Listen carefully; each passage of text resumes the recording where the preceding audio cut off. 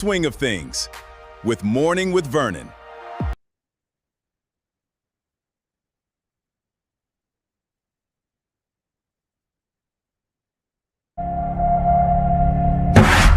The greats think differently. The greats see differently, right? The greats have a different worldview. The greats, they approach the game in a totally different way. So I need you to do me a huge favor. I need you to think about what you're thinking about when your effort is low. Because if you can get this, you can get any success you want in life. You can have anything you want in life if you can get this.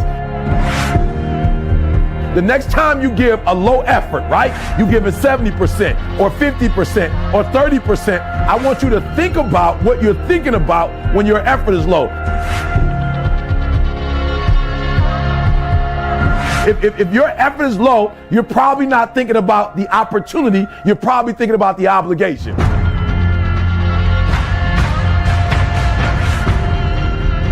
And when you think about E.T., how you stay pumped up. E.T.'s how you stay on fire. E.T., how you always driven, even in the midst of trials and tribulations, even in the midst of your haters, when people try to break you and tear you down. E.T., how you stay strong. I keep thinking about the opportunity. Every single day, I'm thinking about the opportunity, and I'm not looking at this thing as an obligation. I'm not looking at this thing as something that I have to do, or that I'm forced to do, right? Something that somebody's making me do. Every time I wake up, I'm thinking, I'm alive, baby. This is the day. This is an opportunity. If you want what you've never had before, if you want to do what you've never done before, if you want to be what you've never been before, change your mentality. And I want you to see that effort goes up when you look at it as, I got an opportunity of a lifetime. But you should be excited about the fact that you have an opportunity.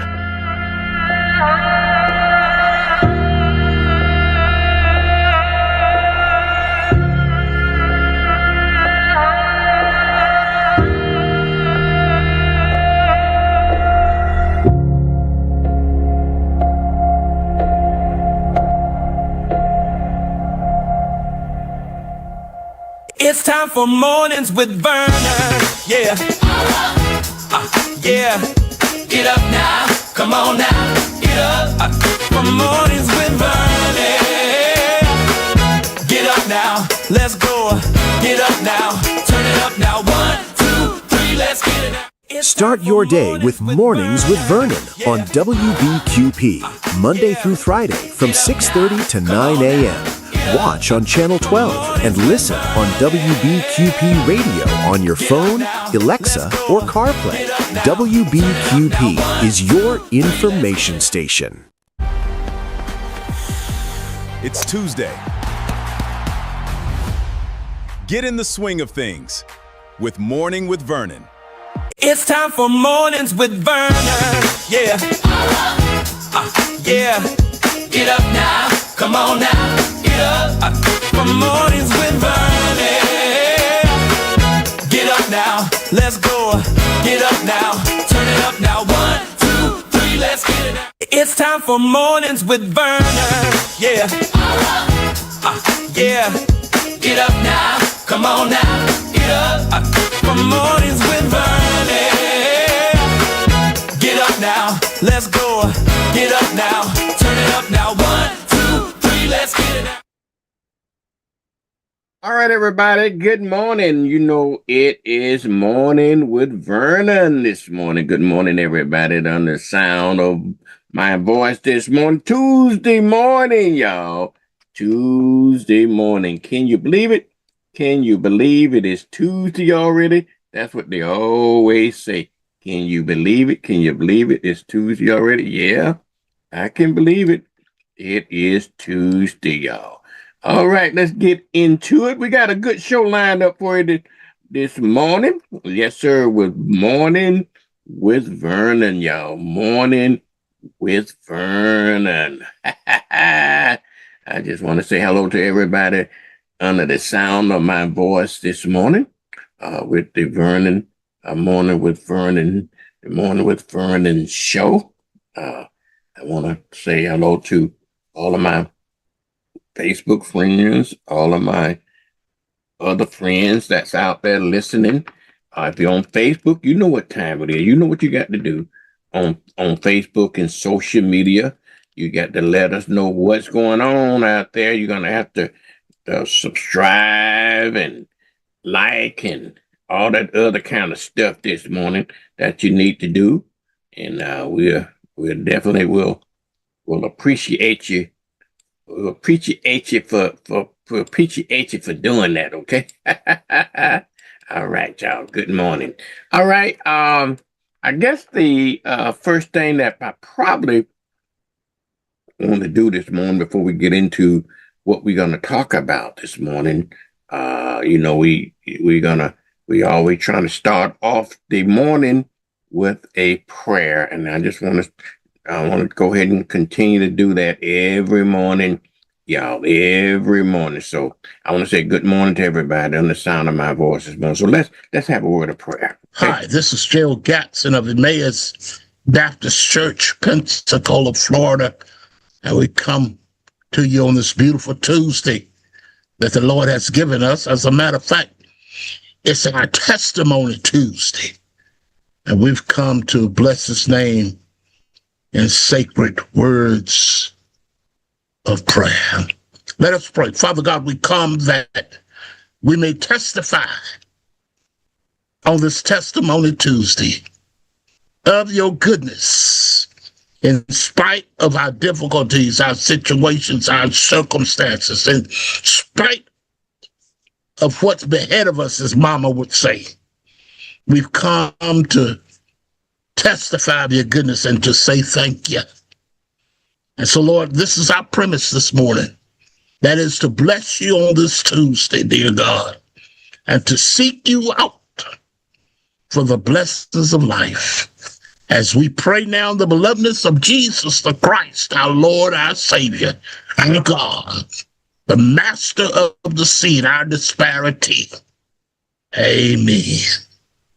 Amen. Amen again.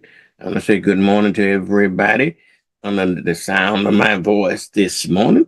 All right. Now, I guess we probably need to go to Miss Kayla and give her not Kayla, say, get my folks mixed up. This is Lola this morning and see what's going on in the world of traffic this morning. Kayla, I want to say good morning to you, baby. How you doing this morning, baby? Good morning to you too, Vernon. I am doing well. Thank you for asking. Are you ready for the traffic report? Here we go. Good morning, Vernon, and good morning to your viewers and listeners. How is your Tuesday going? I'm Lola with your WBQP Tuesday Traffic Report. Traffic is moving steadily across most of Escambia and Santa Rosa counties this morning, with the usual increase in volume during the morning commute. If you're traveling eastbound on I-10, expect heavier traffic approaching I-110, 9th Avenue, and the Escambia Bay Bridge. Westbound traffic is also beginning to build through the same corridor as commuters head toward downtown Pensacola and the Alabama state line. On U.S. Highway 98, allow a few extra minutes between Pensacola and Gulf Breeze, especially across the Pensacola Bay Chappie James Bridge, where traffic typically slows during peak commute hours. Drivers heading toward Navarre and Fort Walton Beach should also expect moderate delays as beach and work traffic merge. Along Davis Highway, 9 Mile Road, Mobile Highway, Scenic Highway, and Pace Boulevard, traffic is moderate with periodic slowdowns at major intersections. Be alert for school buses, pedestrians, and emergency vehicles during the morning rush. As of this report, no major highway closures or significant incidents have been reported affecting the Pensacola area, but conditions can change quickly. Florida traffic information is updated continuously throughout the day. Remember to buckle up, put the phone away, leave a safe following distance, and give yourself a few extra minutes to reach your destination safely. I'm Lola, and that's your WBQP Tuesday Traffic Report. WBQP, your information station. Drive safely, Pensacola. Back over to you, Vernon. Have a nice day. Thank you, sugar. I appreciate it, okay? All right, I guess I need to go over to Cheryl and see what the weather's like this morning. Cheryl, what's the weather like? Hi, First Vernon. thing early Here's this morning. your WBQP weekly weather forecast. Tuesday brings more of the same, with scattered thunderstorms and another 70% chance of rain. Highs reach 87 degrees with a low of 75. All right, well, great then. The weather's okay. Well, how about the lottery? Y'all get your lottery tickets this morning. Sugar, did you check on your lottery? You want me to check on my lottery ticket, baby? How about that? What's the deal on the lottery tickets this morning? Vernon, let's check those lotto numbers. Aren't you tired of working to support me? I'm feeling lucky. Get those tickets out and check them.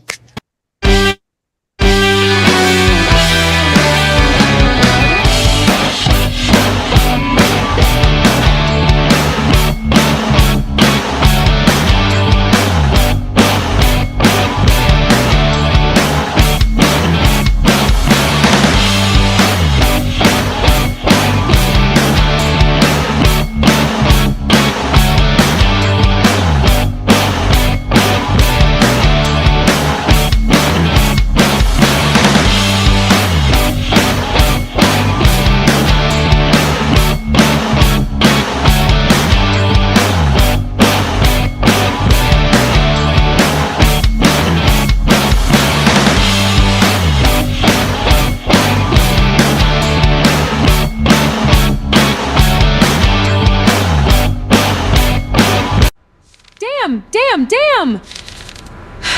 Well, maybe next time. Yeah, baby, maybe next time. Hey, what can I say? Maybe the next time. All right, y'all, I tell you what we're going to do. Let's talk about what we're going to talk about this morning. We're going to cover some news that you can use this Tuesday morning. We're going to get into some stuff like that. And we also, hopefully, we're going to be at 7:30 time frame. We're going to be talking to Miss Shakita Payne about jobs after we finish the news. Then Jerry McIntosh will hopefully join us around 8 o'clock time frame, as well as we're going to get a city update. Okay, we're going to get a city update from the mayor or Mr. Cliff Collins.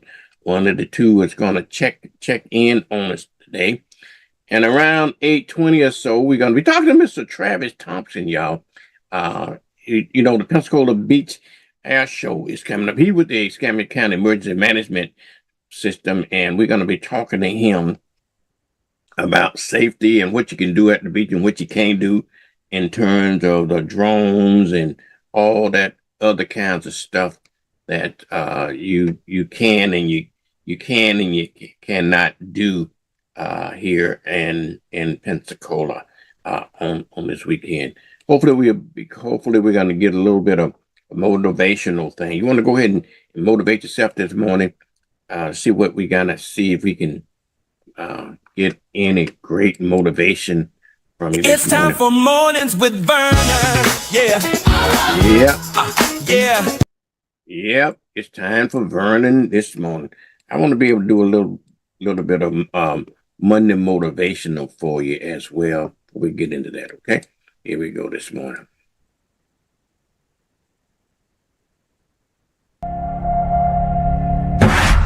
The greats think differently. The greats see differently, right? The greats have a different worldview. The greats, they approach the game in a totally different way. So I need you to do me a huge favor. I need you to think about what you're thinking about when your effort is low. Because if you can get this, you can get any success you want in life. You can have anything you want in life if you can get this. The next time you give a low effort, right? You give it 70% or 50% or 30%. I want you to think about what you're thinking about when your effort is low. If your effort is low, you're probably not thinking about the opportunity. You're probably thinking about the obligation.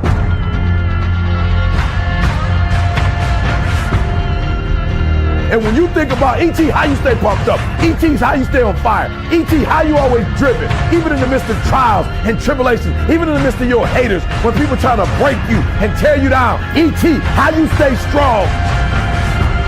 I keep thinking about the opportunity. Every single day, I'm thinking about the opportunity, and I'm not looking at this thing as an obligation. I'm not looking at this thing as something that I have to do, whether I'm forced to do, right?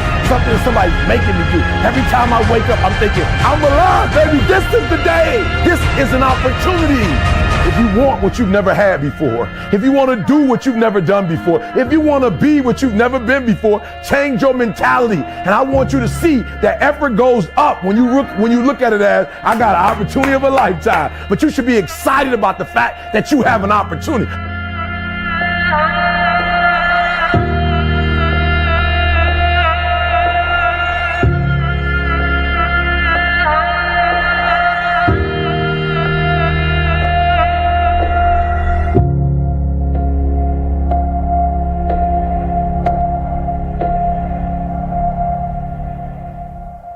All right, y'all. Be all you can be. I want you to motivate yourself. I want to say good morning to everybody in the sound of my voice, particularly my Facebook friends this morning. I want to say good morning to all of you guys out there. WBQP TV and radio, your information station.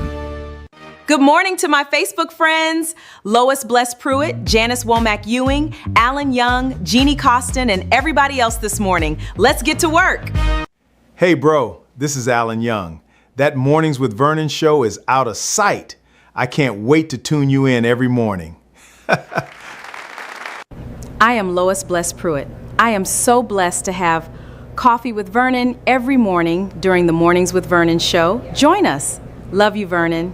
Vernon, this is Janice Womack Ewing. No, I'm not related to J.R. Ewing, but I love you and the Mornings with Vernon show. Keep it up, and the show too. This is Jeannie. I love Morning with Vernon. Vernon, you really is the one. Jeannie, read my lips, honey. Vernon is the one. Now go run and tell that. I love Morning with Vernon. Vernon, you really is the one. You really is the one. This is Jenny. I love Mornings with Vernon. Vernon, you are the one. Hey, gang, let us all give Vernon a shout out. We love Mornings with Vernon. You better tune in to see what you're missing. Hey! Hey! WBQP TV and WBQP Radio are the voice of the Black community in Pensacola. It's time for Mornings with Vernon. Yeah. Yeah. Get up now. Come on now. Get up. For Mornings with Vernon. Get up now. Let's go. Get up now. Turn it up now. 1, 2, 3. Let's get it out. All right, y'all. Good morning, y'all. Miss Mamie jumped all over me for using that. You, Vernon, you is the one. You, I know it's grammatically incorrect. I did it for effect, but maybe I go back and change it and make her happy. She don't want us being on TV looking ignorant.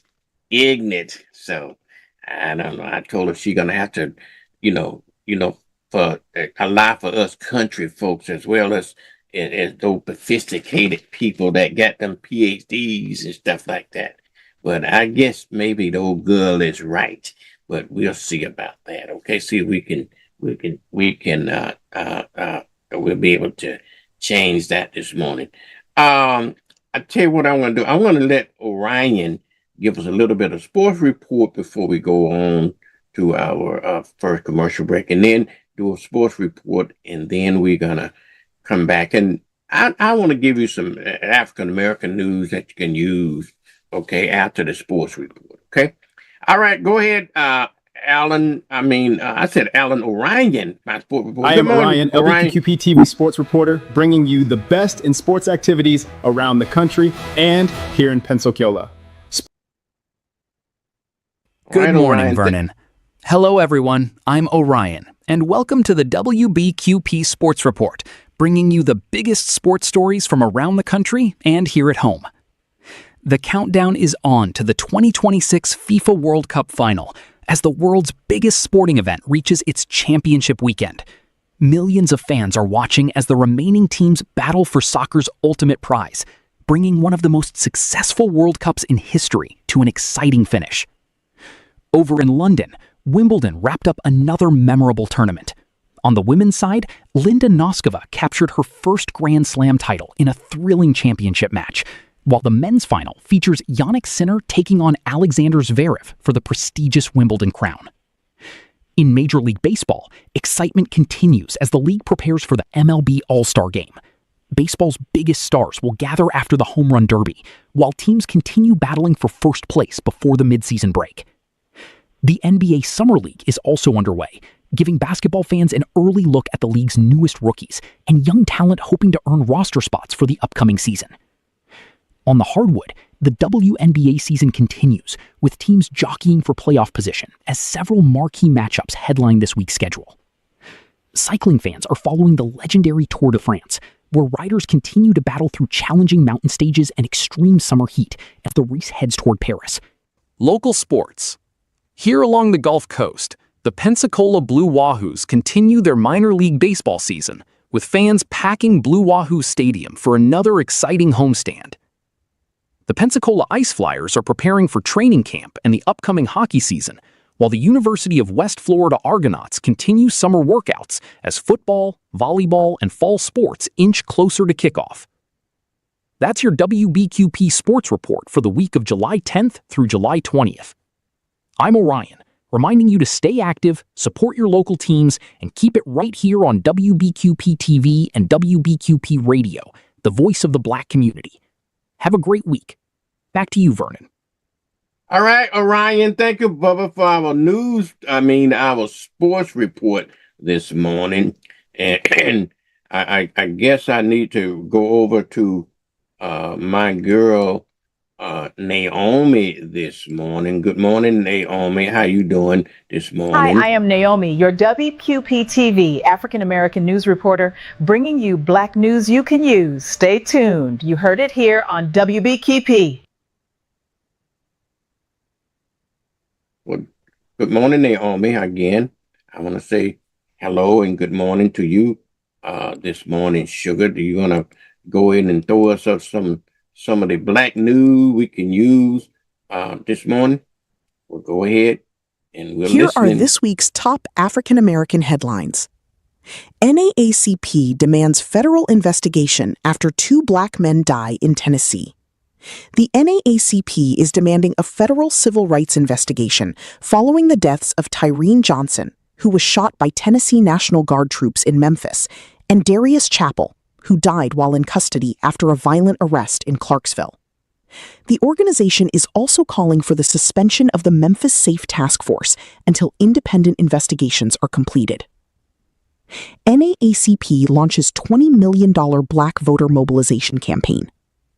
As America marks its 250th anniversary, the NAACP announced a $20 million nationwide campaign designed to register, educate, and mobilize millions of Black voters ahead of the 2026 midterm elections.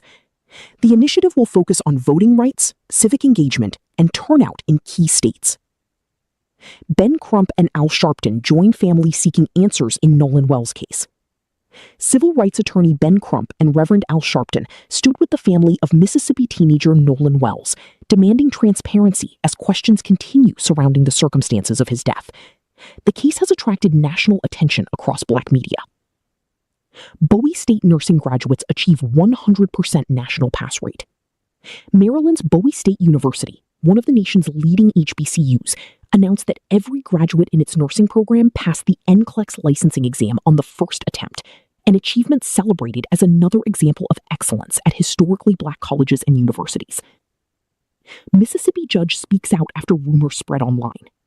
Mississippi Chancery Judge Ashley Cole publicly addressed social media rumors linking her son to the Nolan Wells investigation, urging the public to rely on verified facts rather than misinformation circulating online. Former Jackson, Mississippi mayor pleads guilty in federal bribery case involving alleged corruption and is awaiting sentencing. The case continues to draw attention throughout Mississippi and the Black political community. New museum celebrating Black women's history receives $1 million boost. A new museum dedicated to preserving and celebrating the contributions of Black women received a $1 million grant, helping expand exhibits highlighting African American leadership, education, civil rights, and culture. Black father sparks national conversation after recording son's first police stop. A viral video showing a Black father documenting his teenage son's first encounter with police has renewed discussions nationwide about the talk many Black families have regarding interactions with law enforcement. Indiana Black Expo draws thousands. The annual Indiana Black Expo Summer Celebration welcomed thousands of visitors for events focused on Black business, education, healthcare, entrepreneurship, and youth leadership. Organizers called it one of the largest gatherings celebrating African American achievement in the Midwest. HBCUs continue strong enrollment and workforce expansion. Historically Black colleges and universities continue expanding programs in nursing, technology, engineering, cybersecurity, and artificial intelligence, while preparing students for another academic year of record interest and enrollment. Those are your WBQP TV and WBQP Radio African American headlines. For more stories affecting our community, keep watching WBQP TV and WBQP Radio, your information station, the voice of the Black community. Thank you, Vernon. This has been Naomi reporting WBQP Headlines News. Thank you, Naomi. I appreciate it, y'all. I appreciate Naomi coming on. All right, y'all, we're going to take a quick commercial break, which my commercial break is never quick, but we're going to take it anyway, y'all. Okay, we're going to take a commercial break anyway, but when we come back from the commercial break, y'all, we're going to talk about some headlines, local headlines, national headlines, and international headlines as well, and just basically give you some news that you can use on this morning. So y'all stay tuned. We'll be right back. Okay. It's time for Mornings with Vernon. Yeah. Yeah. Get up now. Come on now. Get up. For Mornings with Vernon. Get up now. Let's go. Get up now. Turn it up now. 1, 2, 3. Let's get it now. Navigating heart care can be challenging.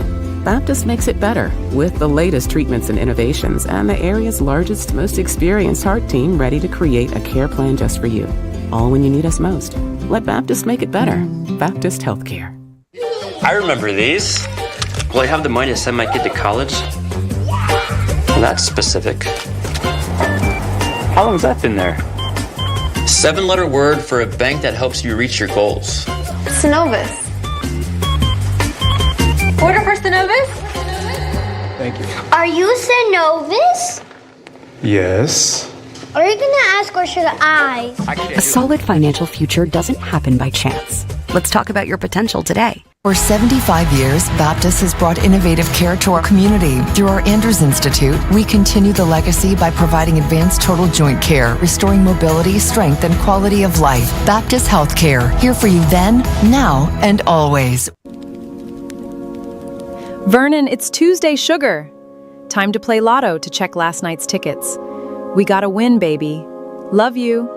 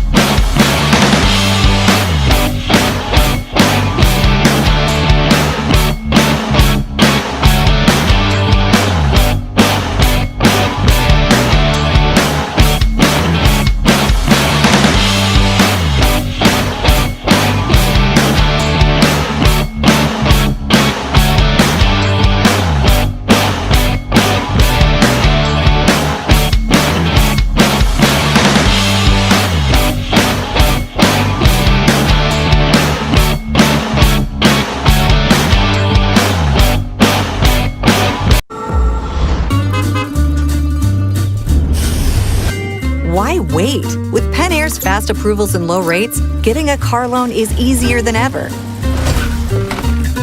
Pen Air Credit Union. Join us. Choosing the right school is one of the most important decisions you'll make for your child. At Jacqueline Harris Preparatory Academy, we provide a safe, supporting environment where students grow academically and personally. With strong core instruction and unique programs, students gain confidence, creativity, and real-world skills. At JHPA, we live by our motto, enter to learn, depart to serve. Enroll today and prepare your child to soar. I'm Dr. Isaac Williams, and I'm running for School Board District 3. Our community is asking for change, and I agree. District 3 deserves change.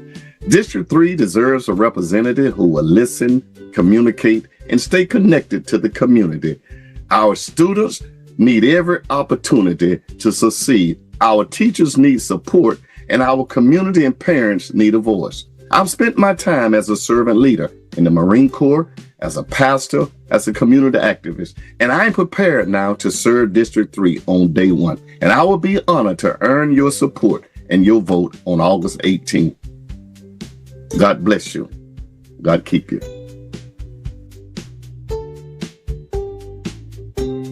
Keep growing. Remember where you came from. It's the foundation of who you are. Show up for others. That's been our approach at Penn Air for 90 years. Penn Air Credit Union, 90 years strong. Hello, I'm David Williams, District 3 Representative, seeking re-election to the Escambia County School Board. 4 years ago, I said, together we can make a difference.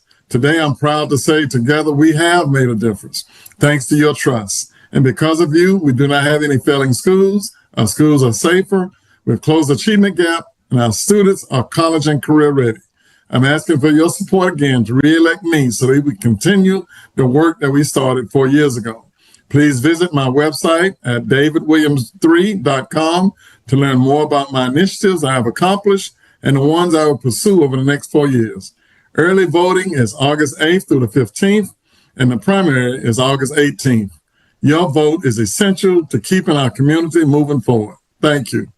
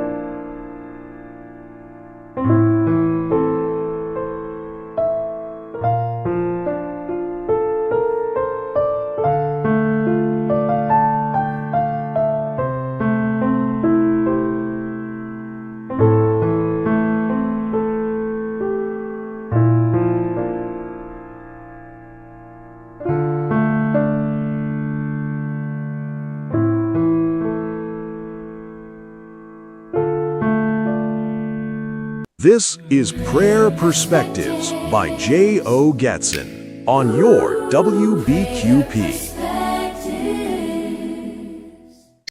Hi, this is J.O. Gatson of Emmaus Baptist Church, Pensacola, Florida, and we come to you on this beautiful Tuesday that the Lord has given us. As a matter of fact, it's our Testimony Tuesday, and we've come to bless His name in sacred words of prayer.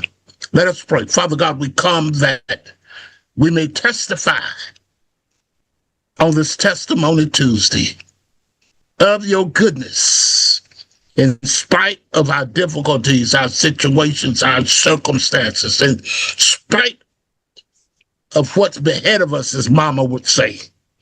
We've come to testify of your goodness and to say thank you. And so, Lord, this is our premise this morning. That is to bless you on this Tuesday, dear God, and to seek you out for the blessings of life. As we pray now in the belovedness of Jesus the Christ, our Lord, our Savior, our God, the master of the seed, our disparity.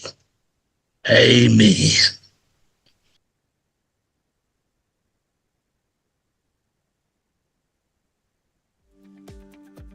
Hi, Vernon. Here's your WBQP weekly weather forecast. Tuesday brings more of the same, with scattered thunderstorms and another 70% chance of rain. Highs reach 87 degrees with a low of 75. By Wednesday, we'll finally catch a break. Expect partly cloudy skies with just a 20% chance of rain. Temperatures heat up to 91 degrees with a low of 76. Thursday turns even hotter, with a high of 93 degrees and a low of 77. We'll keep a 30% chance of an afternoon shower. And on Friday, we'll wrap up the week with mostly cloudy skies, a high of 94 degrees and a low of 77. Overall, expect a warm and humid week with scattered thunderstorms early in the week. This is Cheryl Mulrain, and that's your weekly weather forecast on WBQP TV. WBQP salutes the spirit of America, celebrating 250 years of freedom. Happy birthday, USA! WBQP goals are to inform, to inspire, to educate, and to entertain. The station that cares. The voice of the Black community. Your information station. Station that cares. WBQP TV and radio. The station that cares.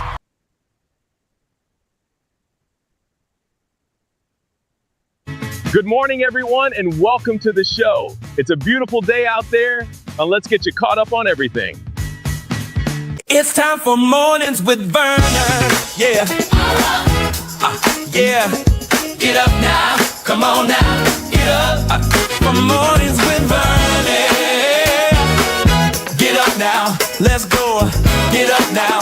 Turn it up now. 1, 2, 3. Let's get it now. All right, y'all. Good morning. It's Morning with Vernon. This morning, I tell you, we're going to try to get into some of the headline news we got going on this morning. So let's just jump right into it, y'all. Before we get on to Shakita. Yeah. Can you believe it's Tuesday already, Vernon? Not only that, Vernon has news you can use, so listen up.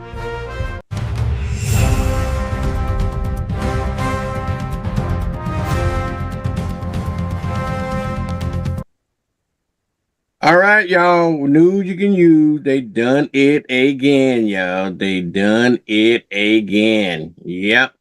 They not what I mean about they done it again. I'm talking about ICE, and we're gonna talk about what ICE did this morning. But let's jump into the subject of what's going on in Pensacola. They did charge yesterday, y'all. Yesterday, they charged a 16-year-old with handing the shooter a gun in downtown Pensacola, y'all. They did. I tell you, a lot of more stuff is going to drop on this case. 16-year-old been charged with handing, like you remember they arrested that young lady about that, right? They arrested a young lady about it, but now they're arresting they have arrested a 16-year-old person about in that shooting, handing another gun over. Y'all. I was talking to Lumen on yesterday, and I tell you, it's amazing about these young people and what we're doing with these young people here. I don't know, Absolutely amazing there. But anyway, something gonna have to be done. They charge this man with they charge a 16-year-old with aggravated assault with a deadly weapon, which is a principal to a second degree, and an unlawful possession of a firearm by a person under 16. Uh, uh, it said he was the individual that handed uh, Sanford the gun, the one that was involved with the shooting. He's already the one that already got in custody. So you remember now, we got the trial here. This 16-year-old literally was the one that handed Sanford the gun that was shooting, and then he handed it off to the other young lady, which she's sitting in jail now if she hadn't bailed out. So again, there are going to be more charges to drop. Okay, now we're talking about guns. I just want to just jump from a local story to a national story, which is, if it don't concern y'all, it should concern all of us. ICE is having another damn meltdown, y'all. They have shot a second person this time. This man was in Maine, shot and killed another undocumented worker. And on top of that, it is they never is not the one that they was intended for. They was in unidentified cars, didn't have no body cams on, stuff like that, and it was involved in the man was in his car trying to go to work, and they shot and killed him behind the wheel of his car. We cannot continue to let this go on, America. Okay, we cannot have a road law enforcement agency out there killing people as will. Okay, it just gonna have to stop somewhere. Okay, gonna have to stop. All right, let me move on to another. Let's go back locally here for a minute. Okay, let's go over to Santa Rosa County just for a few minutes because this is important. You know, June is Black. This number one is not June, Vernon, it's July, and number two, June started with the hurricane month. That's why I had June on my mind. But over in Santa Rosa County, y'all, there are, and you might want to pay attention to this even if you didn't want to drive to Santa Rosa County to participate in this, but pay attention to this station. I got hurricane tips that we are doing here to prepare you for the storm. You know, we've been blessed. We hadn't had a major storm here since 2004. Ivan, the one that took us down. We had a minor one or two since then, but it's been years since we had to experience hurricanes here. So we are up again, but they also reporting that we're gonna have a little less hurricane this year. That don't mean that we're gonna dodge the bullet, because these storms are getting more severe, okay, in strength. So keep that in mind. So while I'm over in Santa Rosa County, y'all, let me roll over a few minutes over to Okaloosa County in Destin, where in Destin they arrested a councilwoman over there in a July 4th boat ramp incident. She accused of moving the man's truck. Let's understand what happened here, if you will. They say that a Fort Walton Beach man was unloading his boat from his trailer during the 4th of July weekend when a truck took off without him. It says in a matter of 7 minutes from that man getting on the back of his boat and trying to bring out his trailer out of the water and trying to put it in on the beach, all this took place. So the Destin mayor pro tem, which and the city councilman accused of being behind the wheel of this man's truck. Okay, my name was I think it's Bear, if I'm not mistaken. But Bear told her husband that she took the truck because he was taking too long and was in needing to move it. So now she's been arrested for that. Okay, so in Okaloosa County. She's a councilwoman. Lord have mercy. Okay, let's move on to another story we're going to be talking about this morning. I got a very special guest coming on this morning at around 8:20 time frame. He's the deputy director of the Escambia County Emergency Management Center, and we're going to be talking about what's going to be happening this weekend out on Pensacola Beach. This is going to be the 80th, I believe it's the 80th Blue Angels show. Going to be kind of special, beach going to be crowded. And if nobody told you yet, we're at war with Iran. We're at war with Iran. The threats are out now against the United States. So we have to take really precautionary cautions, if you will. We have to take cautions now in order to keep our military safe, our skies safe, and keep us safe, as a matter of fact. So I said all of that to say there won't be any drone. They're going to ban all drones and kites and everything, probably within a 5-mile radius of Pensacola Beach, wherever the Blue Angels are saying. So don't be the one that I'll be talking about Monday morning. Don't be the one that you, because everybody got recreational drones now, and everybody got, I don't know too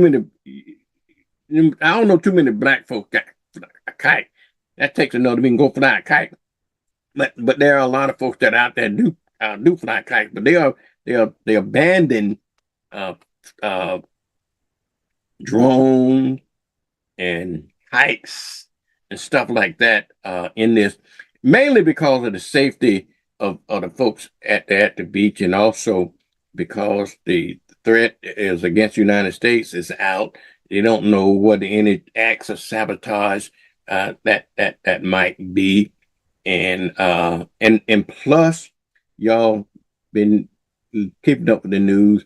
Kites and drones and all these other kinds of stuff been hitting airplanes coming in, so they are not going to tolerate that this time. Okay, they're not going to tolerate that 10 times. But anybody got to have a drone or a flight, a kite, anything, that are going to be in serious trouble. They're not going to allow any drones within a 5-mile radius of the flight zone.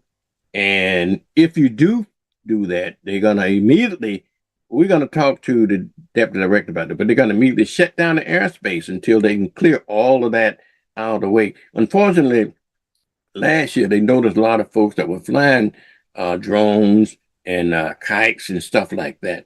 But this year, and I think Mr. Thompson, which we're going to bring on, says that not going to be tolerated this year because of the intended threat on it. Now, if you do that, if you do happen to do that and get caught, you can be fined and you can be jailed. That's jail time. That's a $250,000 fine or jail time as a result of what the FAA is suggesting it that. So, but we'll talk to Mr. Thompson about Tompkins about it at 7:20. Okay.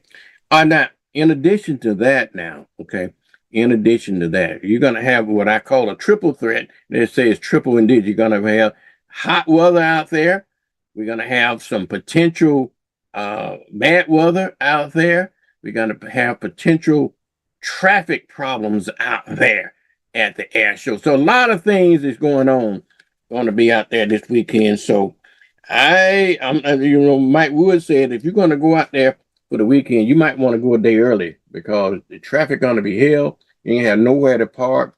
And not only that, if you do find a parking place, now they are charging you 3 times more to park out there if you're going to park out there in a private area, in a private lot there.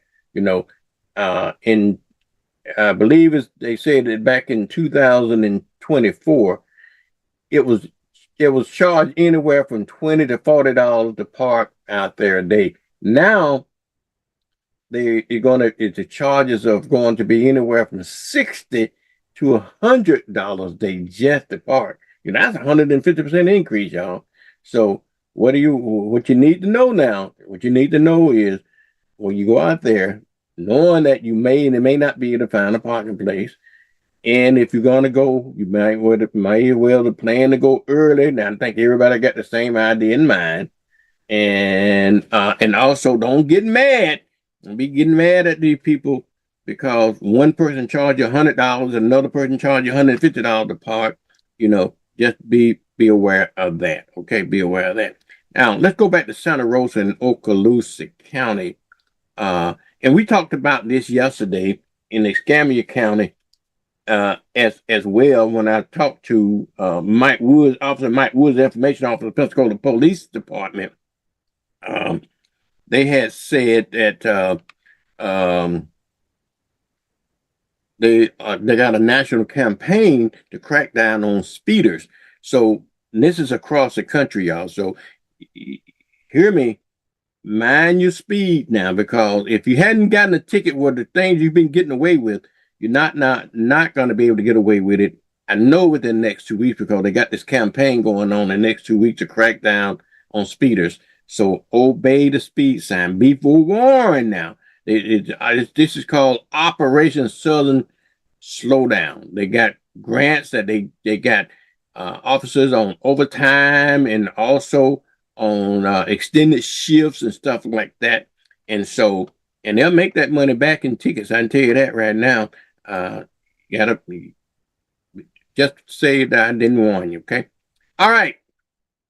The next story here is a feel-good story, I guess. The angel, this is over in I think it's over in Okaloosa County as well, when it's an Angel Bridge and Community and Disability Outreach they program over there. So I think we talked a little bit about that the other day, about that program. So keep that in mind. That these are good things that we're doing in the community. So we don't want to report all of the bad news. We're gonna throw something in sometime, but unfortunately, we have to throw in stuff like this. Okay, and talking about trying to do good in the neighborhood, and this man here, he wanted for stealing 3 AC units from the Brownsville Assembly of God in Pensacola and Brownsville. Yeah, stealing air conditioners, folks, from the church. You're gonna steal it from the church, y'all. And that was a thing several years ago. That was really a thing. People were stealing air conditioning units. Now I guess it's back on again. And then we had to start fencing in our air conditioning unit. People start putting these units on top of the buildings and up and elevating them real high. And now you may have to start doing that again. So this man here is been charged with stealing air conditioning from the Brownsville church. You tell me. All right, we was talking about the unfortunate ice incident up in Maine. Here in our area, I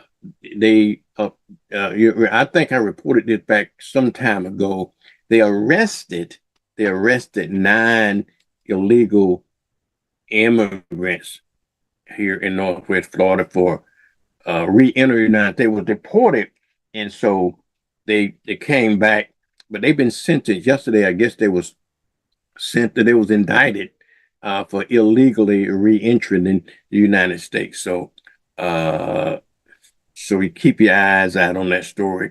They got them as 9. It's 9 of them. I don't forget exactly. I think from a traffic stop, they all found all the individuals was gathered up at the same time. But I'm telling you, ICE is on the meltdown, y'all. ICE is on the meltdown.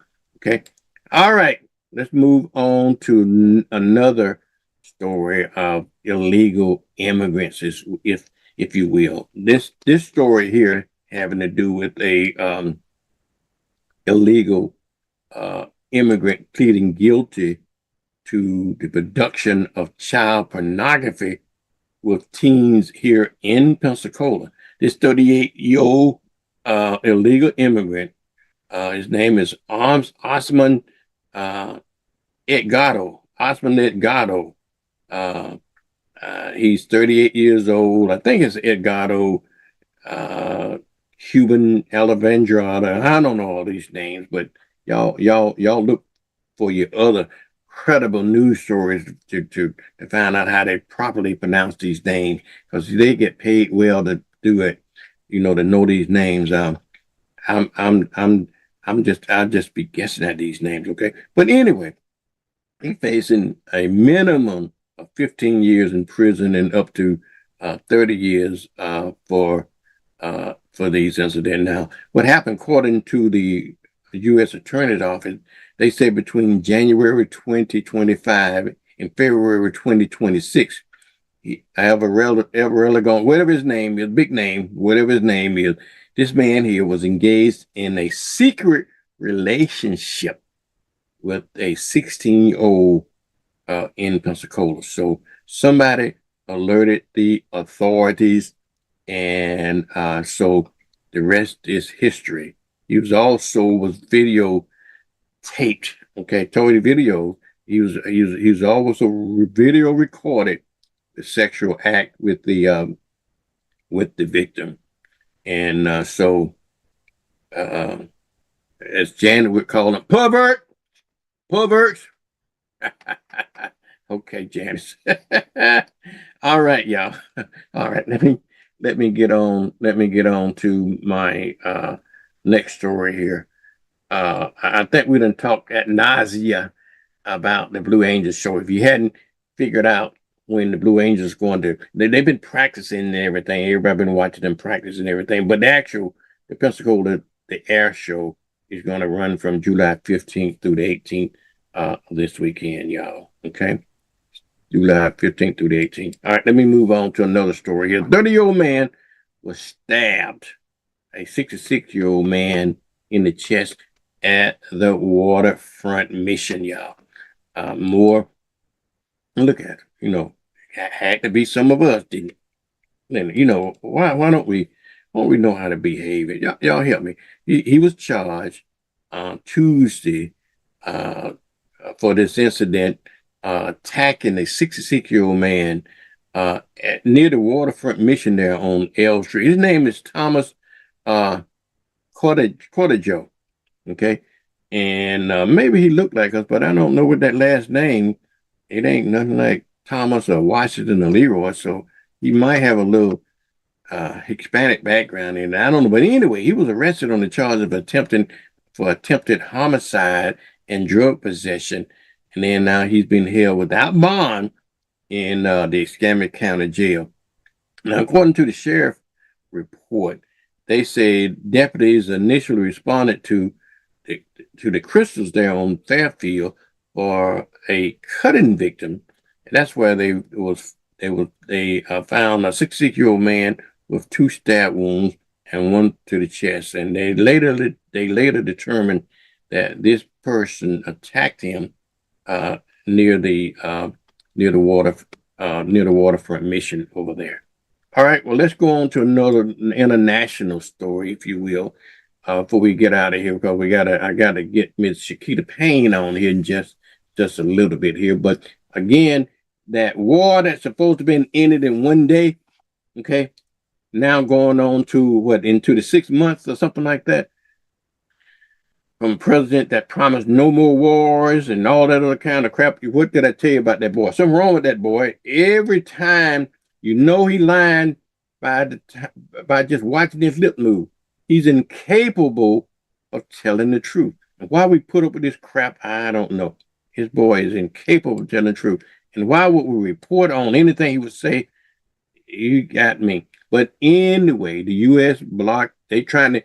since Iran is blockading the Straits of Hormuz, okay, and now the U.S. is saying, I'm a little suspect. I'm a little suspect of the U.S. reporting on what's going on, okay? You remember what I remember always what grandmama told me. He said, son, there's always three sides to a story. Your side, my side, and the truth. Now, we're only hearing of what the United States are doing to Iran, okay?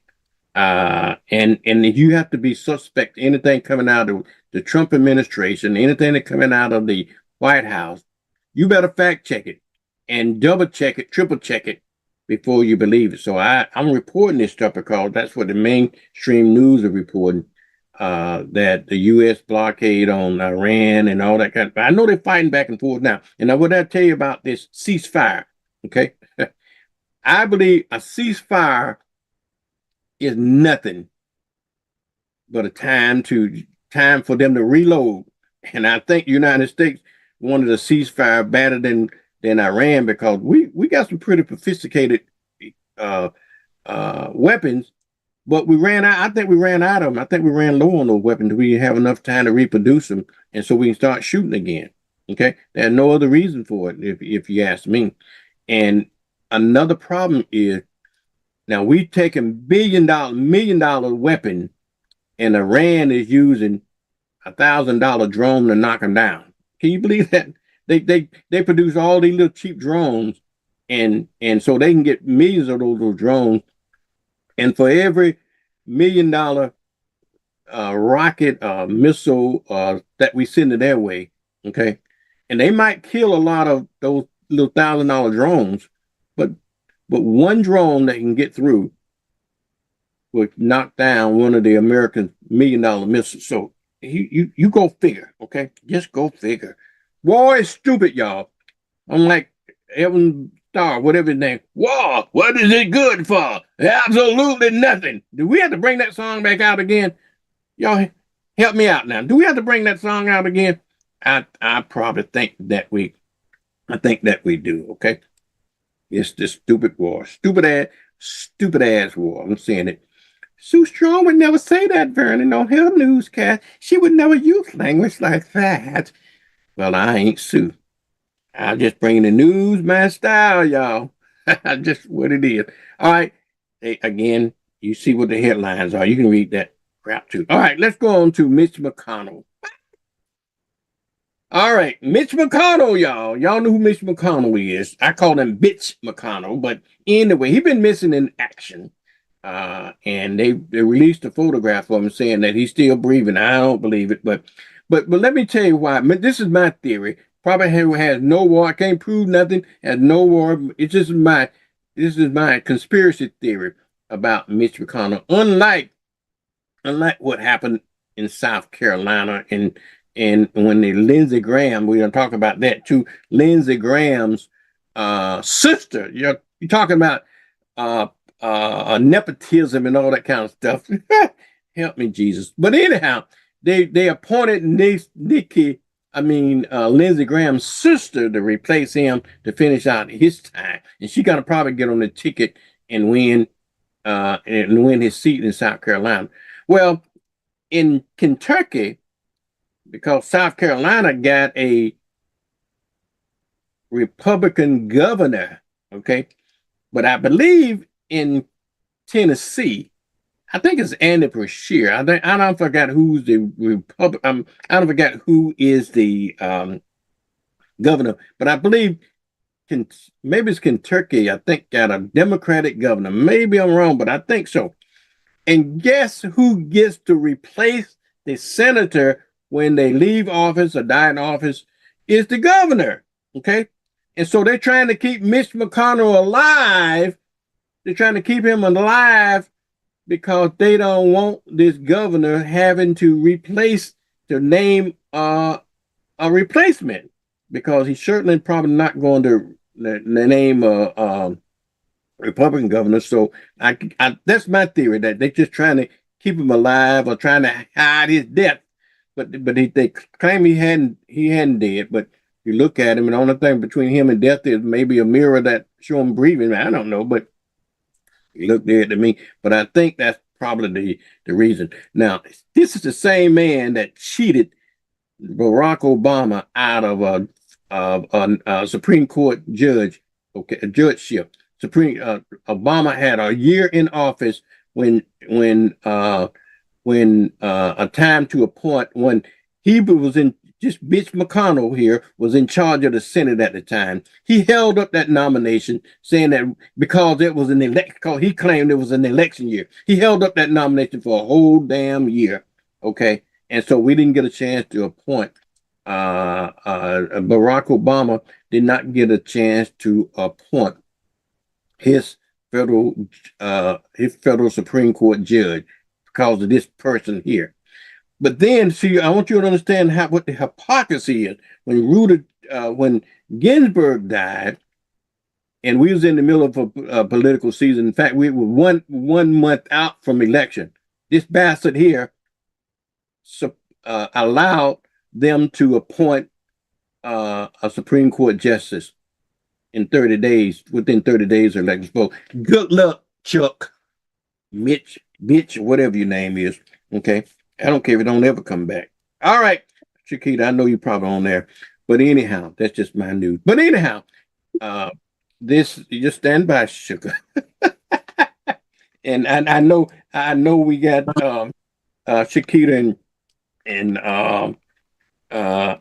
Edric on here, but this is news you can use. This is my style news, y'all. Y'all don't like my news, y'all like it, so y'all had to get from the professionals from WAR, WALA, WNBC, all those professional folks and all those sophisticated people that wouldn't say things like I would say. But anyhow, Hunter Biden been in the news lately. Now, you see this Nick Fuentes, this racist son of a biscuit here, okay? He's a national. But anyhow, I wish I had time to get into this story, but I don't have time to get into that. I already talked about Lindsey Dam. Sweetie Pie here. His seat was filled by his sister yesterday. They appointed his sister for that appointment. Oh Lord, don't let my Trump derangement syndrome come in. You know, I guess whenever anybody else died that he didn't like, he sent out his tweets or his lies. He says true social, but they should call it lie socials. But anyhow, now he know he's in trouble, more in trouble now because McConnell is one of the biggest advocates of this SAVE Act. And we don't want this thing to pass because it's going to hurt black folks. It's going to hurt our voting thing. And so now he's on a real mission again to try to get that thing started again. Let's go back a little bit of local news, and then I'll be finishing in just a minute, okay? You remember we took down that Confederate statue up there on Palafox Street up there. And then now they finna reconstruct it at the St. John's Cemetery. So y'all go to, I believe the story ran in the Pensacola News Journal about that. So go to Pensacola News Journal and get all of that. Now we're talking about the Blue Angel show. I told you the chances of rain might rain them out, so prepare for that as well. Last thing I want to talk about here is the new PBS. You know, WSRE was a PBS affiliate, and according to that Trump administration, they cut funding for all of the public broadcasting, and so it affected all of the PBSs around the country. Okay, and so now WSRE is no longer, they cut affiliation because of the funding and stuff like that. They cut the affiliation with the PBS, and now somebody else trying to come in to step in and continue. Well, they had great programs. You know anything about Big Bird and all these other kinds of programs that you see that what's happening there. Y'all, I got to get over to some jobs over at ECUA this moment, because that's important. We need to make sure that we get employment. And 7:30 is dedicated for ECUA to come in and talk about some jobs. Good morning. It's 7:30 on Tuesday, and this is WBQP TV. Our top story today: a major announcement regarding jobs from the ECUA.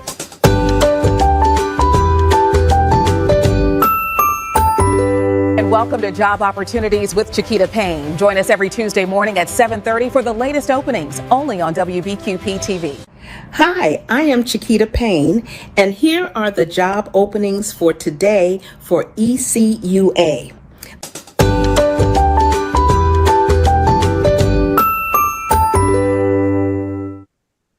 Now that lady, that was the AI Shakita Payne. Now, they did a pretty good job on you, Shakita. How you doing this morning?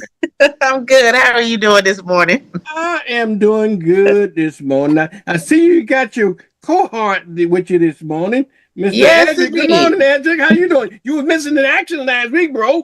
Yeah, I was, but I am definitely here back at it again today. Yeah, then you was playing hooky. You were playing hooky on the job. Now somebody got me some background, but go ahead, Shakira. Let's talk about the job. Jerry, that you? It might have been. Okay, but also y'all know Jerry. This is Mr. Jerry McIntosh. He's also my co-host on Tuesdays and Thursdays as well. But Shakira, let's talk about jobs at ECUA. Yes, so of course we have several jobs available. We're always looking for mechanics in different areas. We're looking for fleet mechanics, lift station mechanics to work at our recycling facility. If you have a background where you like to work on vehicles, equipment, what have you, take a look at the positions we have open.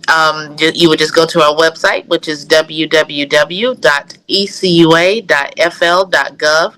Click on careers, then current opportunities, and you'll see all of our positions that we have open.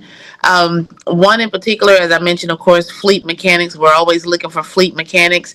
If you've worked on vehicles at home, if you've worked at a shop, if you worked, just working with vehicles, you have that mechanical background and you like doing that type of work, we have quite a few fleet mechanic positions open right now. I know, and I'm listing them all of the jobs that you have listed this morning. And so people, the only thing they have to do is very simple. Just go out there, right? Just go out there and go to what's the website again? Sure, it's ecua.fl for Florida.gov for government. Okay. Okay, very good, very good. Edric, good morning. What you got a 2 cents you want to put in this morning? Yeah, my 2 cents is we need fleet mechanics.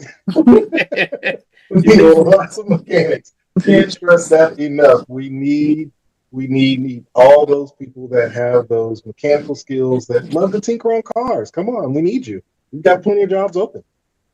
I know, and it always amazes me why you all continue to have these vacancies every week. Okay, and some of them, I know some of these jobs are probably open continuously because you are needing, because the turnover rate might be often, but again, you look at these jobs, and some of these jobs here are trainee jobs. I see you got a wastewater collection technician trainee job, and a couple of trainee jobs that pays well. Shakira, how much y'all start paying for just trainee job? Give me an estimate of what the starting pay for a trainee job. The estimate for most of our trainee jobs are starting at $18.63 an hour. Okay. So you really can't beat that coming in the door as a trainee. We're going to show you how to do the job. We're going to help you get the certifications that you may need. If you're needing a CDL license for that position, if you've been with us and stick around for a full year, we'll help you get that CDL license as well. Yeah. But you know what though, Shakita, the thing that always amazes me is that these you said $18 an hour, but everything is relative. How much is minimum wage in Florida? Right now it is $14 an hour. It will go up to $15 in September. Okay.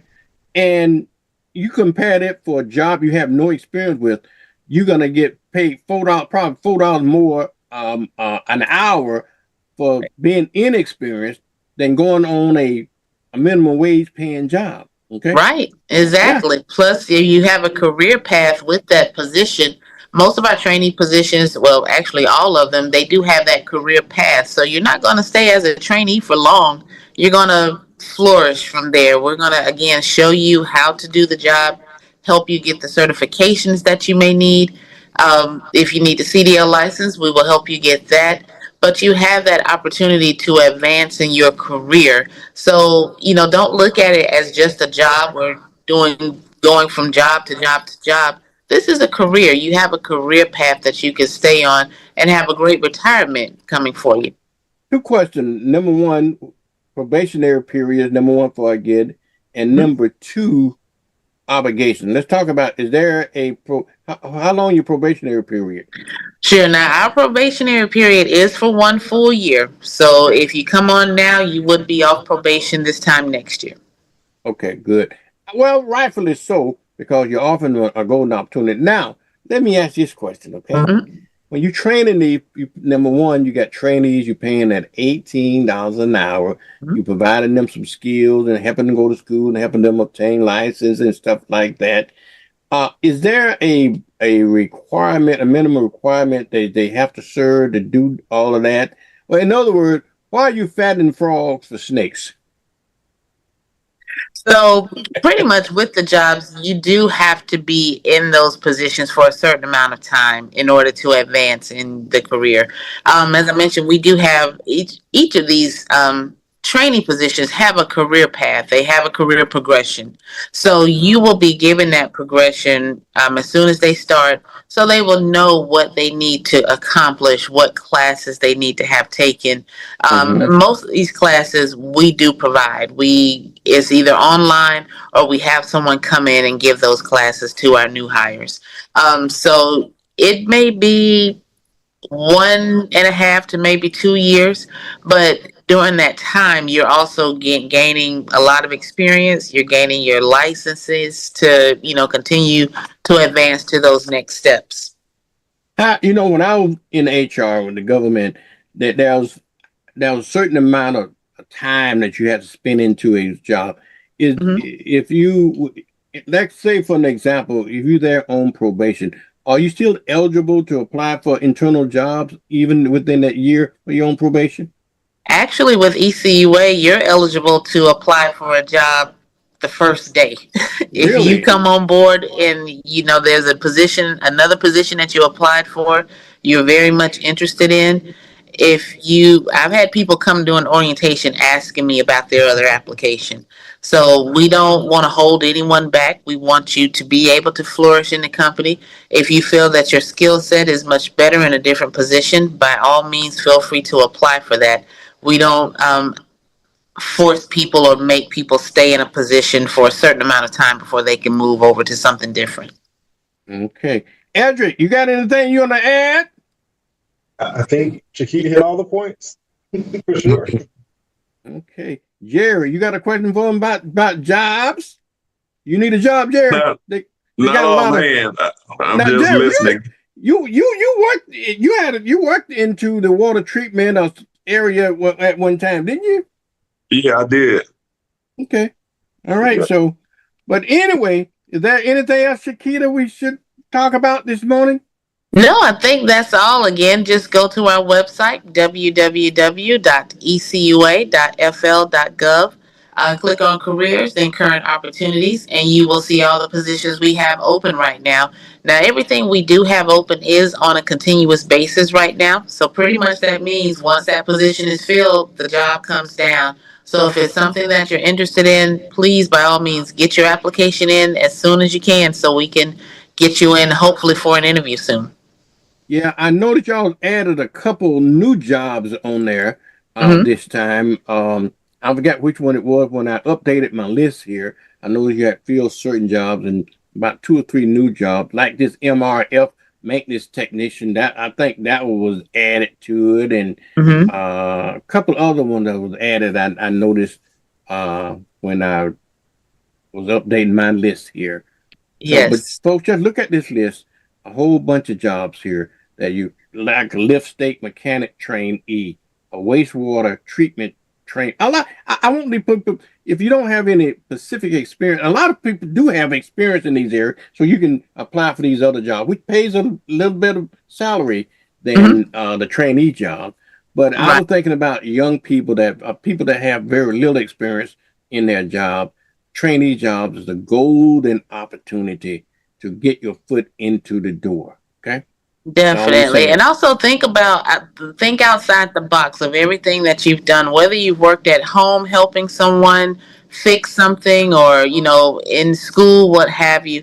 Think about everything that you've done. Don't think about just the different jobs that you've held and you got paid for, because we're looking for what type of experience you have. Are you willing to, learn a new job? Are you willing to work outside in the different weather elements? So if you have that, make sure that you're putting that on your application so that way we can see all of your experience that you have. Yeah, a lot of folks do.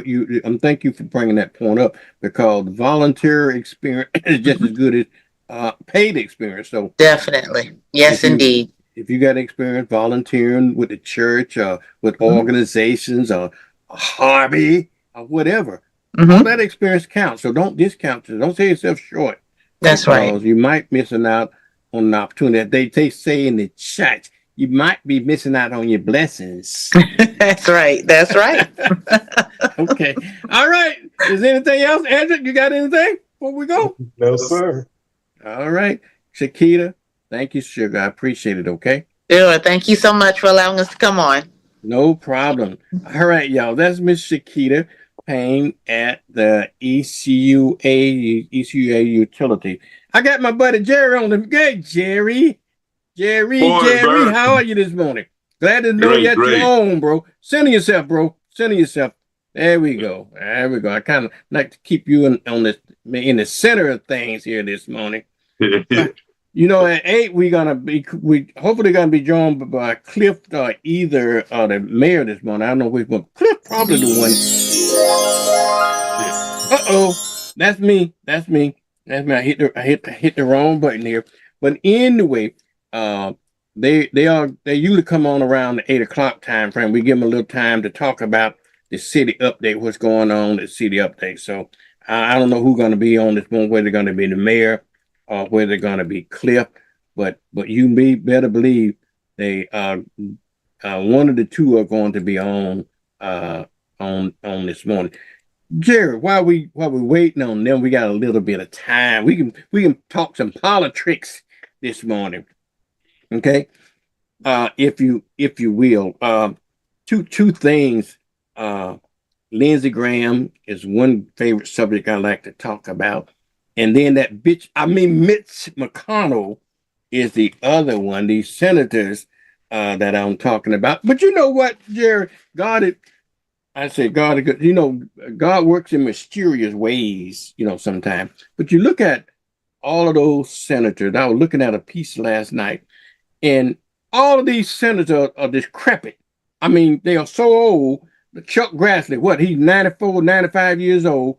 Everything, I don't forget what percentage of this Congress and this Senate that's way over 80 years old. It's time for a term limit, I think. They're there just holding up positions. They can't even hardly hold their head up and stay awake and function, but yet we got them in charge of our country. They need to go home, Jerry. And they don't go home, maybe God will call them home, because it just a matter of time, just numbers on this, it's just days on their side there. But anyway, let me get off my. What are your thoughts on that? Yeah, Vern, that's based on seniority, and as long as they're there, they can hold these key positions in the Senate because they have the seniority to do it. And the only way they don't is because the majority of the people in their party voted them out. But like Mitch McConnell, Lindsey Graham, Chuck Grassley, and a host of others out there that has been there for years, and they hold seniority, they hold position of power that skews what we think the Senate ought to be.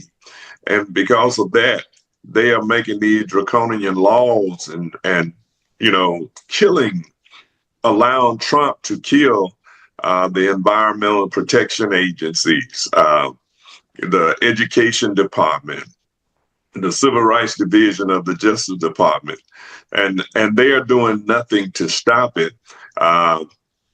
when you look at the FCC, how they are using that against the people in the media conglomerate and the people that are backing them, that own these big media conglomerates now, like NBC and many stations here, ABC, local stations where these companies has bought up, these billionaires has bought up, so they can continue to practice what they have been practicing for 400 years to continue to make sure that the poor whites don't ever look at them for the things that they are doing by sucking the lifeblood out of the economy for their own purposes. And then these people are bought and paid for, like those senators, they are bought and paid for. So they are not concerned about the average person, because if there was, the Senate could do something about it along with the Congress. And you got people like Mike Johnson's that's there, who is nothing but a sycophant and a psychological piece of crap that should not be the Speaker of the House under any circumstances, who will do anything for Trump, to turn the country upside down. And that's the kind of people you got there now.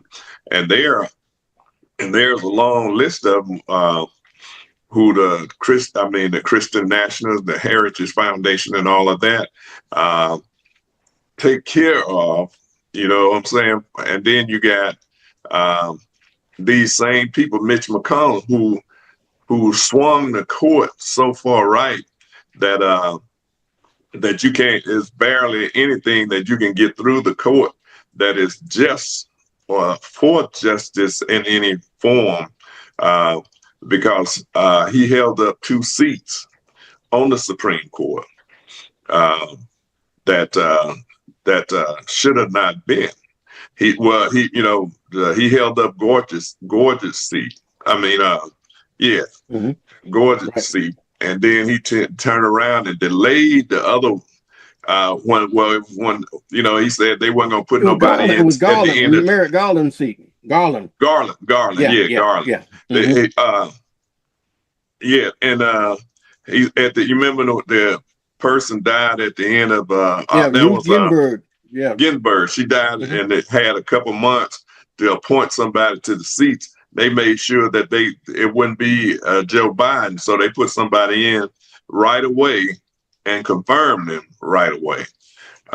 So that was 2 seats that was less than a month for the election. Right, right. Yet he held up Barack's appointment for a year. He didn't get a chance to appoint Gorsuch.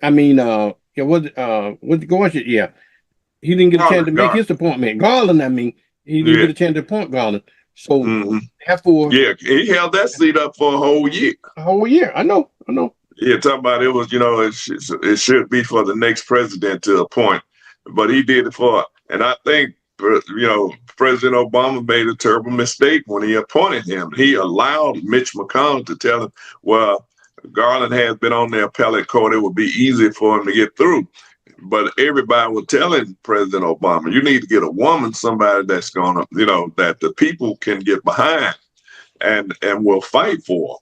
They wasn't going to fight for no old white guy that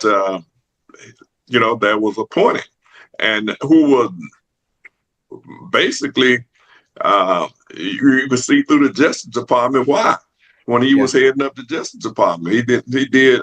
I went to hear him, when he was speaking in Selma, Alabama at the church. Yeah, these I people remember. were fired up. When he got up, he was speaking, but it was like,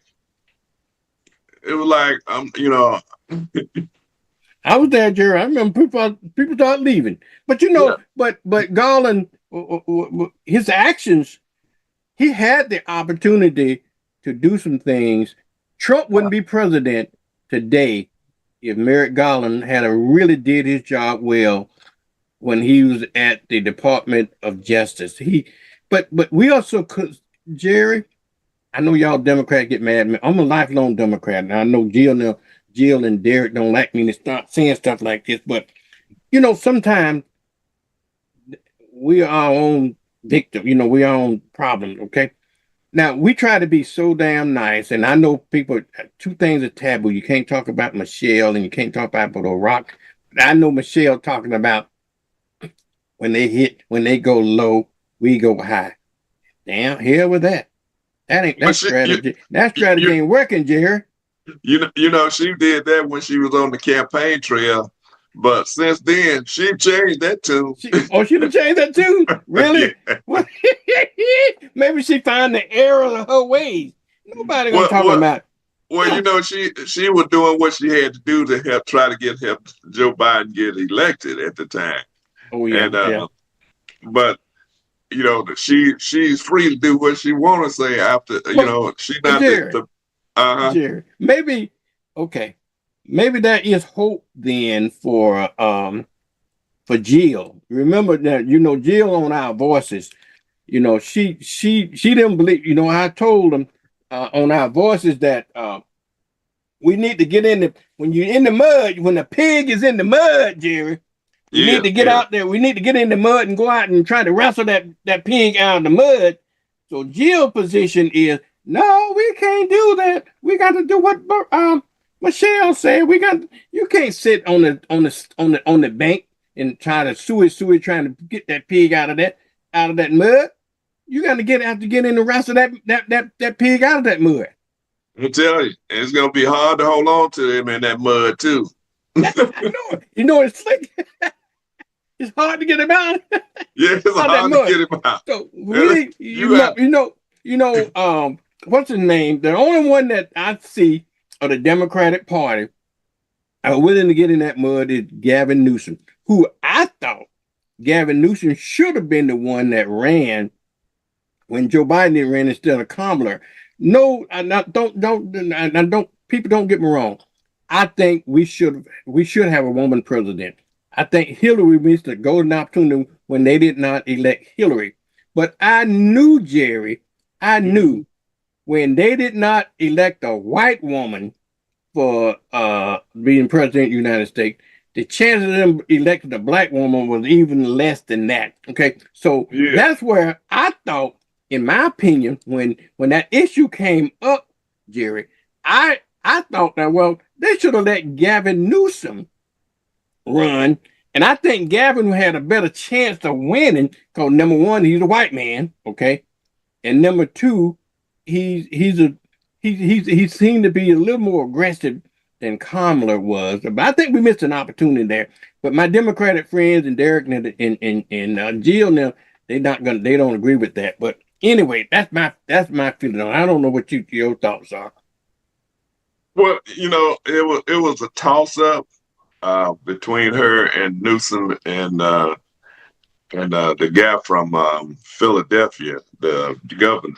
As far as I'm concerned, you know, center yourself, Jerry, so you don't be off camera. Okay. Yeah. So I don't know, for some reason that bothers me when people not centered. But go ahead, because I'm a TV man. I know that. I know what you mean.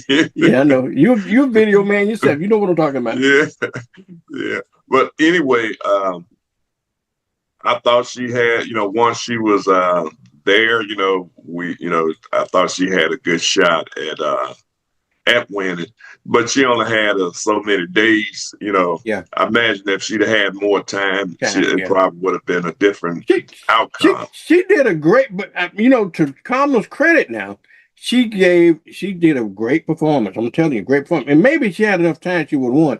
But you know, but I think she was too nice too. I didn't think she did not attack Trump like she should have attacked Trump. She was so trying to be so nice and pleasant with her campaign. I think we missed an opportunity. We missed an opportunity to remind people what a snake this man really is. All of the baggage that he carried, I just don't understand it. And my theory is he cheated. I ain't no way in hell that most folk would have voted for this fool, but all the bags he carrying, I bet you when it's said and done, this is my conspiracy theory, and it might take years and I might be gone before all this comes out, but I believe that Russia and all these other, I think the reason he's talking about campaign, about cheating, because I think he knew about it. He knew it can be done. And he know that they probably did it for him. And now he figured he figured now it's gonna be used against him. So I just don't understand how in the hell we could support a president like what we got in the White House today. Well, Elon Musk, Trump said out loud one day that Elon helped him get elected. So, but he wasn't talking about with money. He was talking about with computers and stuff. So he said out loud what we was already thinking. Right. Trump will tell you, he will tell you in plain sight what they are doing. And most people don't believe it because they think, hey, ain't nobody gonna say nothing. They think Trump just hallucinating and all of that. But he's telling you, what you tell, when you're telling people something and they don't even know you telling them. Well, but there's an adage they should say about that. You do the obvious to avoid suspicion. Right. People not gonna believe you're gonna tell them. They don't believe that. We got Cliff in this morning, Jerry. Cliff gonna have to. We're gonna have to divert for a minute because I want to know what's going on down at the city of Pensacola. I know Cliff is our third. He's our third host after he does all of the due diligence for the city of Pensacola. So he gives us the Pensacola update every Thursday. And so I'm gonna let him do his update, and then he gonna join in on the conversation when he has time. Cliff, good morning. How you doing this morning, bro? I am well. Welcome back to the show. Thank you so much. Thank you again for what you do. And I see you got your co-host all set up this morning. No computer issues. That's amazing. Yeah, when you get a minute, when you get a break, put them earphones in your ear. Cause put those earphones in your ear, cause I can get a lot better audio out of you when you got them earphones in your ear this morning. But anyway, Cliff is here every Tuesday when the mayor is not on, and but he take it one step further because when he finishes his update, then he joins up on the conversation. So he's my third co-host, if you will. Okay, Cliff, go ahead. How about now? Can you hear me now? That's a lot better, bro. That's what I'm talking about. All right. I was actually thinking about these darn earbuds, and I forgot to put them in, and I was like, all right, what do we got going on? So interesting, the mayor will talk about one of the things this week, and I'm not sure if you guys are tracking, but, this is the time of season where, we have just a variation in different type of weather patterns. And I know there's some bad weather we're tracking, not hurricane type, but just bad weather that might hit the area either starting Wednesday, tomorrow, on until the weekend. It could be so impactful that it has an impact on the air show. Hopefully not, but it's obviously something we're tracking. And I think you got an emergency management person coming on here at 8:20. So he might have some updates on that and maybe be able to talk about it. Yesterday, we had our CRA meeting. And the reason I bring that up is because one of the topics that came up was Baptist and where we are with Baptist. So Josh gave a really good overview of where we are. Demolitions, really, it's underway. Things have already started. We're taking towers 1, 2, and 3 down. Should be down here probably roughly by the end of the year. And then we'll start on the main hospital in January. And I think we're on track. We really are. I mean, the biggest thing is keeping the comms up with the people in the community, making sure they're aware of everything. So our next sidewalk talk is July the 2nd at 7 a.m. It's at the Baptist campus with Josh Wallace, who is our owner's rep. Josh came and gave a great brief, as always. Josh is just keeping us on track. And I keep pushing him, saying, man, we might be ahead of schedule, which is a great thing if we are.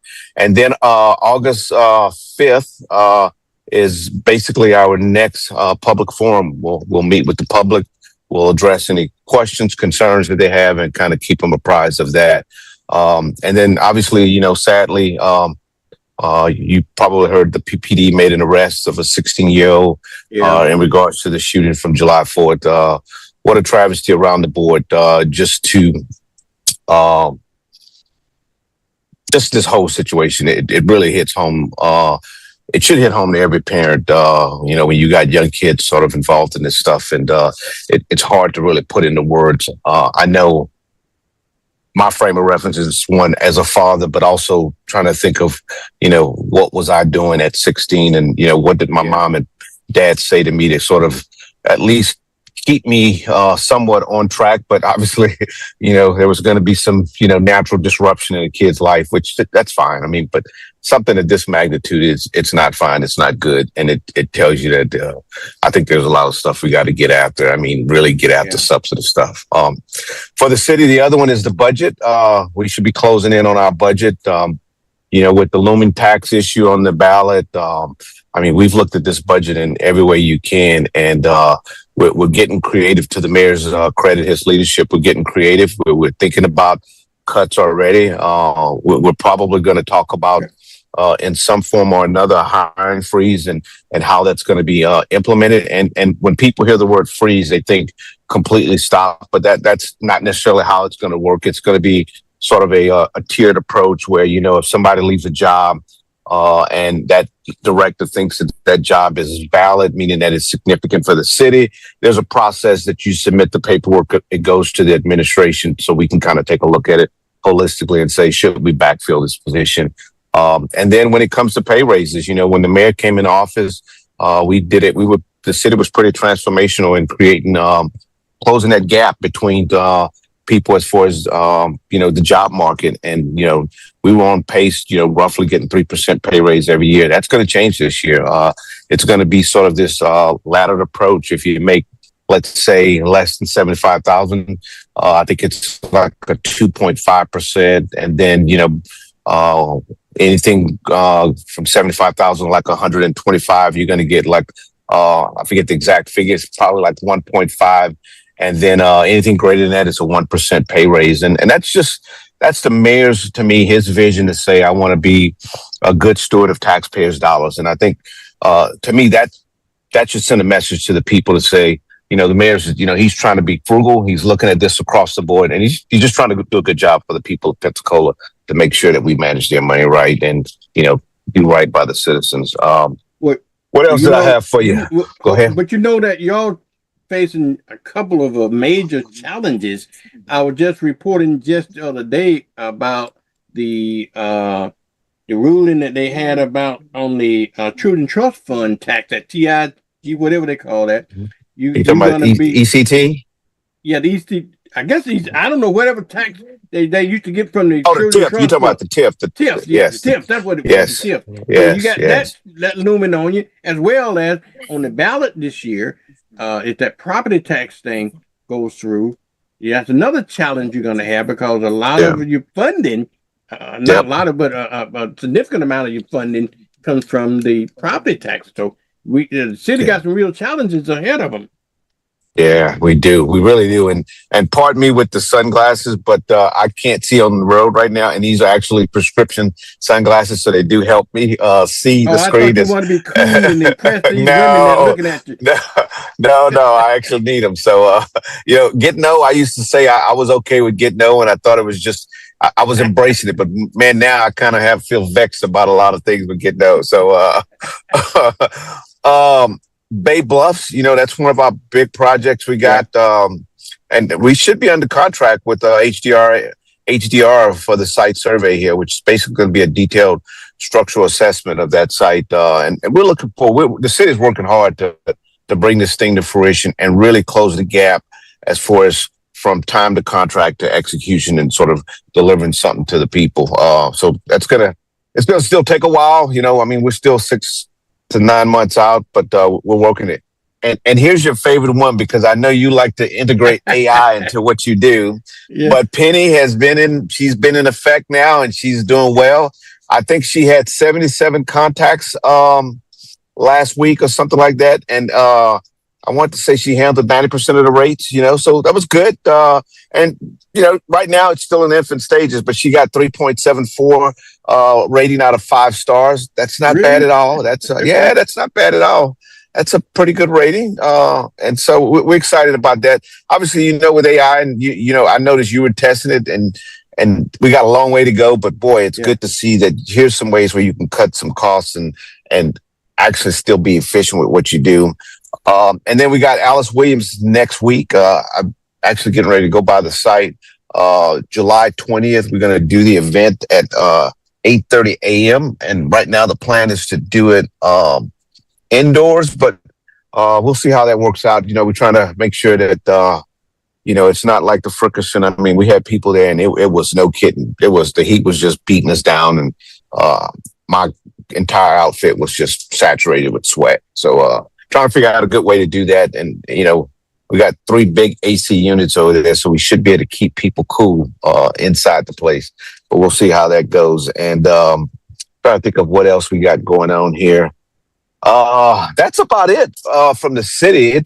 I still think it's exciting times to be working for the city of Pensacola. Every time I listen to your side of it, I'm so gratified for what you do, the connection points, and how strategic you are each week, dedicating certain days of the week to cover stuff for the city. And I'm a firm believer it's good information, but it's even better information when you execute off of what you're sharing and what the people are sharing with the people of Pensacola. So that's all I got for you as far as the update. So I do have an event at Baptist at 9 this morning, but I'm standing by for any questions you got. All right. One of the things that I don't want to be hitting the city up with, Cliff, and I probably need your help. But do you know that if you don't have cable, you're not able to get to city meetings? Did you know that? Unless you get, if you don't have cable or you don't have a computer, you're not able to get city meetings. Were you aware of that? No, I wasn't. That's I had to pause for a second because I'm thinking, man, this is interesting. You think everybody has cable, but then everybody doesn't have cable, and then I had to think about local news and how do I have to, no kidding, rig my system up at home just to get local news because I don't have cable. I just have internet. Okay. Well, I probably need to I used to do this years ago before in our heyday, back before Hurricane Ivan came through and tore me down and had to rebuild. But we used to, for the folks that didn't have cable, and back then a lot of folks didn't have internet, they was able to get the city meetings over the air because they used to pay me to air the city meetings over there, so everybody had access to it. So I'm going to have to go back to that proposal, not only from a business point of view, but I think it's also from a community point of view, because a lot of other folks are not able to access what's going on down at City Hall during city meetings. But that's another story for another time. I thought I'd throw that in your ear so that we can throw it. But I got to get to I got to get to Tracy this morning, Travis this morning, because he's our special guest this morning. We're going to talk about the emergency management and the things that are going on for safety out at the beach this weekend, and hurricanes coming up, and we got the director, I guess the deputy director, if you will, of the Emergency Management Center, as Mr. Travis Thompson. Travis, good morning. How are you doing this morning? Good morning, sir. Glad to be here. I'm doing good. Thank you. Thank you for coming on, because we're glad to have you. And we probably want to try to get you on a pretty regular basis, because we need to keep up with what's happening. It's hurricane season, and we got to get tips and prepare for the hurricanes, and all this weather pattern. Everything's crazy these days, so we need to be kept on top of everything. But thank you for coming on this morning. I know you want to talk about specifically about what's going on at the upcoming air show and anything else. I'm going to turn it over to you, and let's talk about what to do, the do's and the don'ts for the upcoming air show. Even talk about, in case of impending weather, since you, from a safety point of view, what did you advise? But continue. Sure. So again, thank you for having me on. We try to take every opportunity that we can to talk about the air show, especially from the public safety standpoint of the air show. The real thing that we're really trying to get out information wise for this year, especially, is drones. So we, for the first time last year, had drone detection at the air show. And unfortunately found out that we had a bigger problem with drones than we realized. And so we're going to have that capability out there again this year. And we're just encouraging the public to understand that do not fly a drone during the air show while the civilian act is flying or while the military jets are flying. That's been something that you would think that people would understand that that's not a good idea to put up a drone while planes are in the air. But unfortunately, people don't necessarily think about that. Sometimes they want to get that, that extra special shot of the blues or something, and just don't do it. I mean, it's a major FAA violation. And this year, for folks that do violate that temporary flight restriction zone, which is the 5-mile box that those aircraft fly in, they're going to be turned into the FAA. And so you hate to do that, but that's something that's endangers the lives of other people, and that's just something that we can't have. But the air show this year, I was talking to somebody yesterday. The Wednesday show, the Breakfast with the Blues. Last year, the Blues flew for over an hour. I mean, it wasn't the full air show, but it was a great time for people to come out there, especially families. If you want to get out there really early, it's not too hot. You can see the Blues, maybe enjoy the beach, and then Thursday we've got a practice run for the Blues. Again, the parking lot for that incident, for that show, usually fills up about 9 o'clock in the morning. So if you want to get out there to see the Blues on Thursday, got to get out there pretty early. And then Friday, again, about 7 o'clock in the morning, it fills up. And then the Saturday show, if you're trying to park in the Casino Beach parking lot, it closed at 3:45 in the morning last year. So you won't be able to necessarily park in the Casino Beach, but we do have ECAT is available. They've got trolleys that are picking up in the different parking lots on Park East and Park West. So, keep that in mind to be able to, if you're wanting to see the show, but you can't park over there, there are other options for parking, and ECAT will pick you up. The other is, go ahead. I'm glad you said the trolley going to be running. And also, is the ferry going to be running, do you know of? It is. Now, you'll have to check with the ferry to make sure that there's still tickets available to be able to ride it, because it does fill up. But that is the ferry is another good option. Okay. All right. Go continue. So the thing to think about too is it's July and it's hot out there. So there's, we have a lot of tourists that come here that they want to come see the show. Maybe they, drove in from Central Florida or from Georgia, Alabama. They want to come see the show, but they didn't necessarily come prepared. So we do have water available at the visitor center there at Pensacola Beach.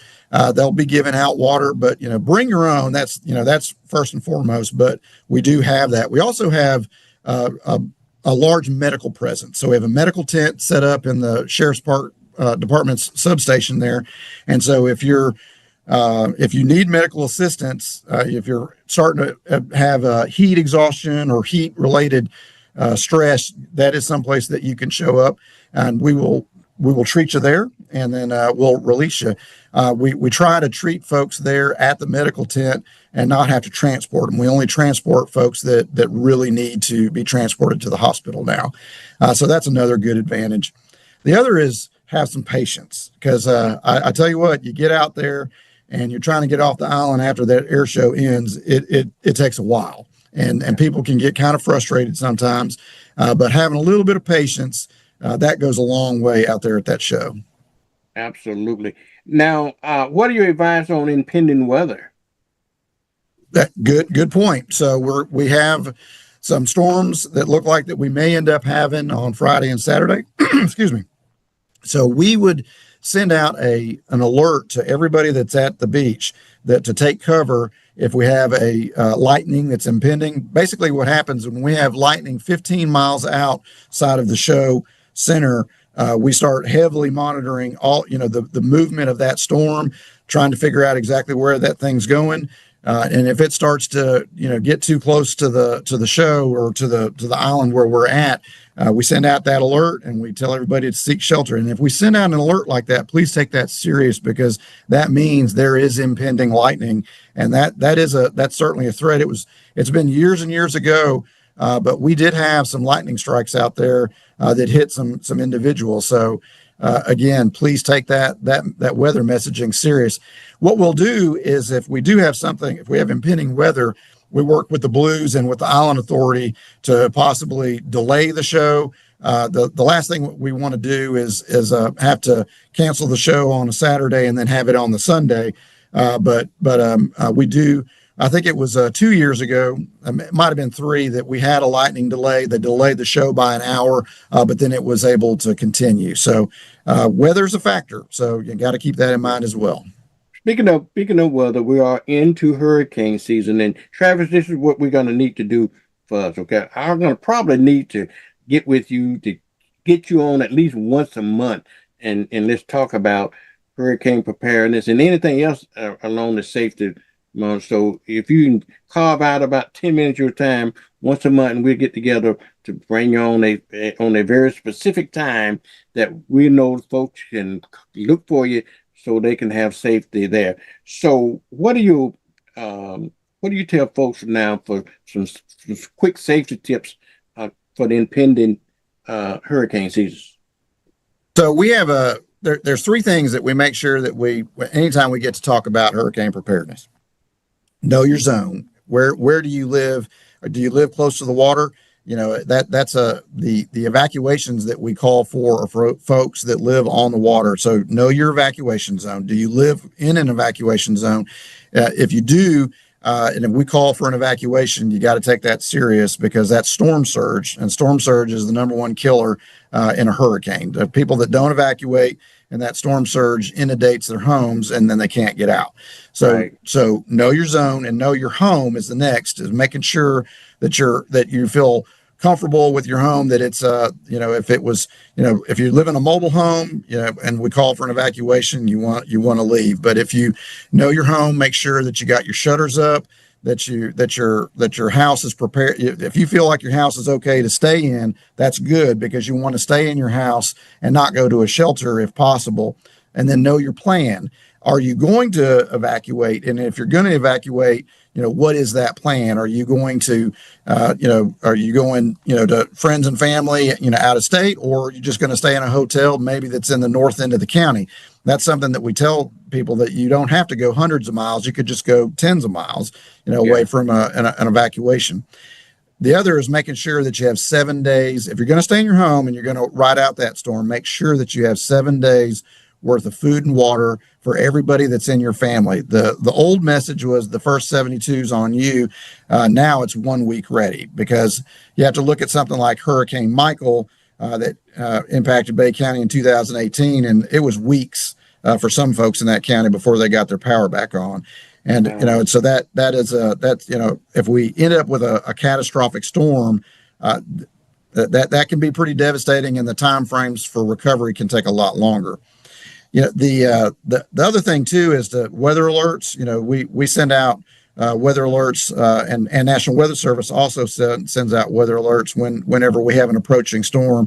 So you want to take that very, very seriously. But just knowing that we live on the Gulf Coast, knowing that it's possible that we can have a hurricane, it's not a matter of if, it's a matter of when. Now everybody's kind of tied up with this El Nino talk this year, meaning that the Atlantic hurricane season is decreased, which is very good. That's we're happy about that. The Pacific is getting a lot more of those storms right now, but don't let your guard down, because 2018, again, when I said Hurricane Michael, that was also an El Nino year. And then we had one of the worst storms that have ever impacted the continental United States that year. So keep that in mind. Don't let your guard down just because it's an El Nino year. We could, September, October is our peak hurricane season. And we're obviously going to be watching that very, very closely. Yeah. Travis, Jerry McIntosh is my co-host. Jerry, you got any questions for Travis? Yeah, I would like to ask them. I know it's been talks about cuts to FEMA and states taking the lead rather than FEMA coming in and helping. How is that going to affect your ability to, well, hopefully we never have another hurricane again, but to move debris and making sure that people are safe after a hurricane and food and all of that is available to them? How is that going to affect your ability to do that if they're cutting funds to FEMA? So I'm glad you asked that, and that's something that's obviously a lot of conversation has been coming around about that with the reorganization of FEMA and what they're doing with FEMA. I'll give you an example with Hurricane Sally, for instance. So that was during COVID, and we had a little bit different response to that as far as how the state and the feds were going to work with that. So. All disasters, of course, are managed locally, and then we coordinate with the state to bring in points of distribution for food and water, and basically the state is who we go to for any resources that we need, and then the state then would take our request for reimbursement, and that they would actually pay that, and then FEMA would reimburse the state. In some cases, FEMA would directly reimburse us.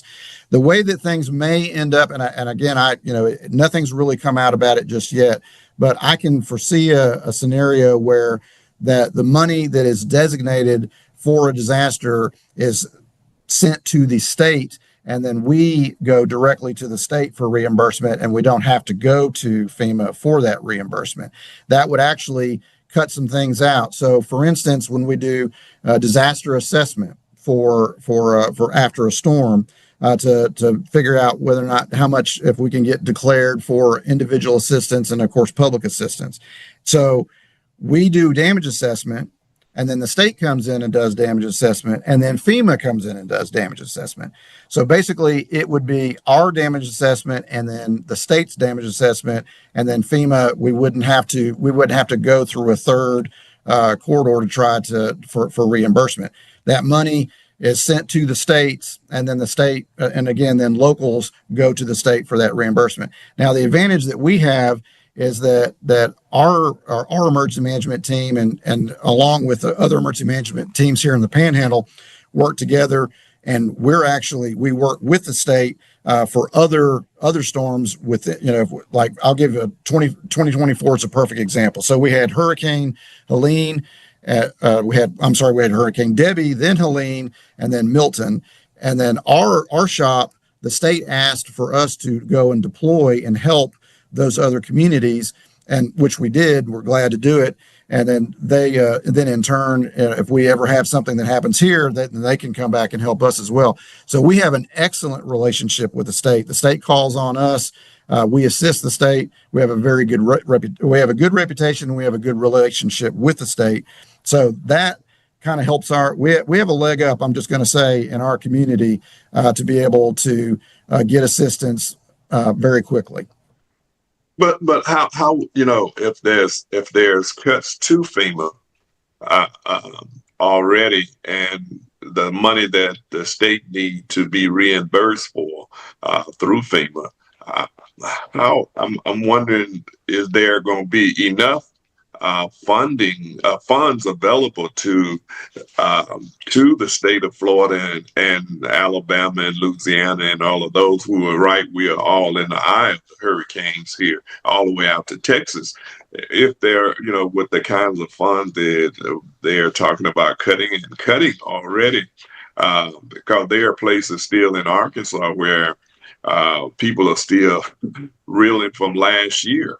And so I'm just concerned that there are people who will be, left with the, with the bag to hold, that they don't have any resources to get to good water and food and all of that in those 70 days that they would need to make sure they have everything properly in place. And if your house get blown away or something or torn, no matter what you got for 70 days, it's all gone, So I'm just concerned that there's too many cuts being made to things that the agencies, I would say, that's help the people, especially FEMA.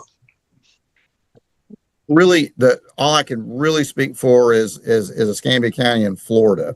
Now, I in other states, I do know and understand that there's a lot of other states that don't have as many disasters that we do.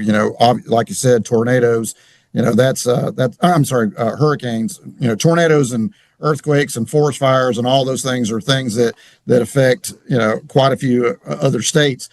For Florida, though, I know that they are the backup fund that they utilize to pay for hurricanes and hurricane at the aftermath of hurricanes, so pods and things of that nature, that there is funding for that. Now, I can't speak for other states. I know that Texas has a pretty robust system, and Louisiana is really starting to get there with all the impacts that they've had within the last several years.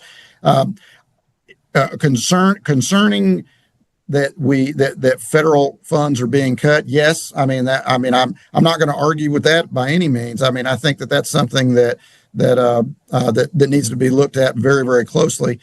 I will say, again, for our community, for Escambia County and basically the Panhandle, I feel pretty confident that whatever it is that we need, we're going to get. And that stands from relationships and partnerships that have been built up over the years. I know that there has been, again, and rightfully so, concern about that. But I know that in Florida, we're doing absolutely everything that we possibly can to make sure that if we get impacted by a hurricane, that we can still take care of people. And I can tell you from that is the most important thing, and the most important thing for my position, as the emergency manager for the county, is to ensure that we are doing everything that we can do to get into recovery as quickly as possible. No, that I haven't kept up with Mustang Beach. Do you know if they have recovered or not totally? Mustang Beach, you're gonna have to help me with that. I'm not familiar with Mustang Beach. I might be saying it wrong. It was a hurricane that what am I right, Byron? I'm not familiar with what you're speaking of, Jerry. The last hurricane that hit, well, I thought maybe it's I was thinking here Cedar Key. Huh? Cedar Key. This was down further. I'm sorry, Levy County, Cedar Key was impacted pretty heavily by hurricane. Which one was that? Helene. There were so many that year. And if I'm not mistaken, I know that they were impacted pretty seriously, and I know that they went into recovery pretty quickly with that. We had so many storms, and we had 3 pretty major storms in 24 that really the response to that was there was a lot of mutual aid and a lot of resources that came in to help those. Just because Florida was just hit back to back to back. I've not heard of issues that are really kind of outstanding, but then again, I wouldn't speak to that. We go into to help them with the response and short-term recovery, long-term recovery. And that's actually, I'm kind of glad that if we don't mind, if we kind of talk about that a little bit, we have a very, very good long-term recovery group here in Escambia County. So that's made up of a number of organizations that work. We meet monthly, and that's about helping people with housing and everything else after a storm. So that's something that unfortunately, in some of the storms down south, it took them a year before they were able to start getting resources in to start helping people with housing because they didn't have a long-term recovery group already set up now. And that's something that we do have in Escambia County. That's again, it's partnerships. It's you got Brace, who is it's Be Ready Alliance coordinating for disasters. They're an awesome partner. They head up long-term recovery for us. But then we have a number of churches and other organizations that are part of that long-term recovery group that we that we meet, knowing that this is a need that when we have a storm and we're impacted, we're not waiting months. I mean, we're looking at weeks to be able to start long-term recovery and not be in these situations where we're waiting an entire year to try to start tapping into those funds to be able to help people out. All righty. Travis, I really appreciate it. We want to have a continued relationship with you. So let's see if we can get together at least once a month and we can talk about these subjects as we come to them. But thank you again for your opportunity coming in and let us know what's going on this weekend over at the beach. Okay. And absolutely. Thank you for having me. You have carte blanche. Anytime you need to get information, you want to come on to this show, this station, just let me know and I'll make room for you. Okay. Thank you, sir. Appreciate it. All right. Thank you, y'all. That is Mr. Travis Thompson. He's the Deputy Director of the Escambia County Emergency Management Center here in town. Jerry, I want to get back. Is Cliff? I know Cliff had a Cliff. You still there, if you will? I know he had a 9 o'clock meeting. I'm still here. I'm actually waiting for the group. Okay. Cliff, I got a question I need to ask you, and several people have been asking me about this and pass it on. They want to know about the Chappie Jane Memorial Plaza project. Are you familiar with that? They were supposed to have been putting a plaza there at the foot of the bridge. And another thing too, question I want to follow up with that, and I don't know how much impact the city has. I know city and the state and it might be a collaborative message in this county. I don't know who has the lead on that project, but also they renamed that bridge after General Chappie Jane. I don't see any signs. I don't see any reference to. I'm the only one on the one that I see, making sure that when we talk about that bridge, I make sure that we have people to call it the Chappie Jane Bridge. So I have several people question. In fact, I got a text this morning and said, please ask the city, what was the status on the Chappie Jane Memorial project, and if we need to round the people's interest again, and do you know anything about that? Yeah, actually, I know very little about it, but I do know that David Stafford, the city administrator, attended quite a few meetings, and I could definitely probably get an update. I know when I came into the job, at least from what I recall, there was this was last August. Hey, let me interrupt before I go. Yeah. Can we get David on to talk specific about that one of these? Yeah, of course. I'll talk to him this morning when I get back. Okay, continue. And I just want to throw that in before I forget it. You know, when you get old, no. The second thing to go. No, actually, I was going to offer that anyway. But at least from what I understood, and again, this is dated information, that the organization still needed to raise some more money. At least that's what I heard. And the bottom line, it was that everything was left into the organization's court. But it's been now 9-10 months, so I'm sure David has up-to-date information regarding that, and he can probably come on and share some perspective on it. Okay. So I can tell you, I know we are working it because I know he's attended quite a few meetings. And when I say working it, all I know is working that there's a subject, Chappie James. David was a part of those discussions. I don't know what the details of working means. Okay. All right. Jerry, you got to want to go back on topic here. So you got some comments here. I know you got to run in a little bit, but stay on as long as you can with us. Okay. I'm turning back over to you, Jerry. Chappie James, I was hoping that everything was put in place for this to happen because it was a great general from our area, who influenced maybe other young men, especially black men in particular, to go into the military to become pilots and to learn about who Chappie James was. And not only learn about Chappie James, but the other Tuskegee airmen and other people, and the women who were on the ground working on these planes for these. Most people don't even know that many of those mechanics and all of that were women that made sure those planes were safe for the men who were flying those aircrafts into Germany and other places who never lost a bomber. They lost some of them lost their life protecting these bombers going over, but they never lost a bomber going into Germany.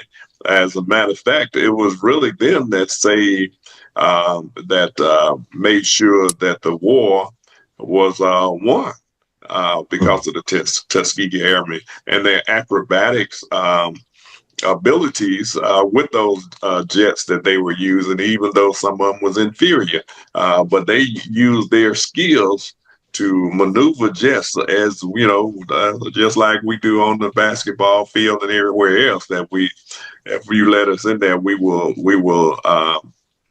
master it. But I'm glad they got the Chappie James Museum right behind our office there, Move for Change. So young men and women who want to be pilots can go there. They have the simulators, I believe, there and everything else for them to learn. And I know it's, you have to get in early if you're going to get in. But I think that it should be a memorial to Chappie James at the end of the bridge. And, one of those jets sit there, just to remind people. And like, as I said, and black people in particular, the history of how, we were never inferior, but we were told that we was inferior. But once you put us in the position or open that door, because you couldn't put them in the position, but if you open that door, we will master whatever's inside there to bring it out. I'm wondering though, Jerry and Cliff, I don't even see any signage of it. They designated that bridge to him years ago when they first built that bridge, right? But is there any? I don't travel that route often, but I went there this weekend. But I didn't. Maybe I missed it. But are there any signage saying that this is the Chappie James Pensacola Bay Bridge? Honestly, I don't know. I haven't paid attention to it. I've heard it referred to as the Chappie James Bridge, but now you piqued my interest. I'm going to have to go and look at it myself. I do got one clarifying question that I want to make sure I understand. And obviously the main piece is David to come on to give an update. What specifically are we looking for? Is this an update on sort of the status of the bridge, or what is the update on? Well, about a year or so ago, they broke ground. They broke ground on building this memorial park there at the foot of the bridge there. Okay, gotcha. And I think it was a project between the institution that's involved with the Chappie James and the city and the state and all that kind of stuff. But nothing happened since then. Okay, and they ran into some problem with money. I think the city was involved with some funding, and I don't know all of the details about it, but all I know, nothing ever happened. So you need to know the status. Is anything going to happen on that project, or what's stopping it from doing that? But to me, Cliff, though, my thing is, you heard me say this one time. You hear me say it 1,000 times. The journey of 1,000 miles starts with the first step, and to me. And it's been more than just a year. It's been years since they designated that bridge in honor of General Chappie James. But the least they could do is put the sign up there. You know, when you see this bauxite bridge and see everybody else, you know that's the bridge. So why that seemed to me, I know it cost millions of dollars to put that plaza there, but it don't cost that much money to put signage there, would it? That's my thing. I don't know. Am I off base? Can I ask you another question? No. So Chappie James grew up in Pensacola. What area did he live in? Did he live like near Baptist here, West Pensacola? Where did he live at? Do you know? Jared. If you got to go back, you got the movement for change. Do you know where? Yeah, do you know where the Chappie James? Are you familiar with the Chappie James Museum? Cliff, I know you're new to town, but yes. I know it. Yes. There. Is that the area he lived in? Take it from there, Jared. That's the way he lived and raised right there. Okay. So then he must have went to Booker T. Washington High School? No, he went to his mother's school. Back in the day, his mother had a school there. Mrs. James had a school there. Jared, go ahead and take it over from there. You're right next door. You live. Movements change. Is in the museum's back door. So talk to him about it. Yeah, I was just going to say, you know, that's where he grew up at. That's where he was taught at. And but he was, you know, in other words, he before homeschool, he was homeschooled.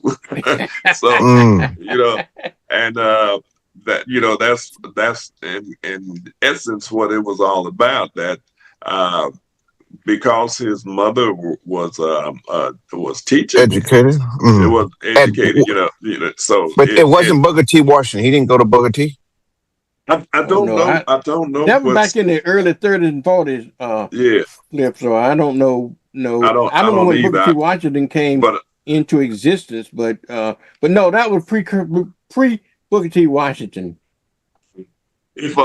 If someone out there in the audience knows, you know, that they can hit us up and let us know, because I you know, and I got his book, but you know, I guess I must have looked over where he went to school at. But Jerry, he went to Miss Lily James School. I know. Yeah. I just Googled it. Yeah, I just Googled it. It did say he went to Booker T. Washington High School, Pensacola, Florida, in 1937. He later attended the Tuskegee Institute.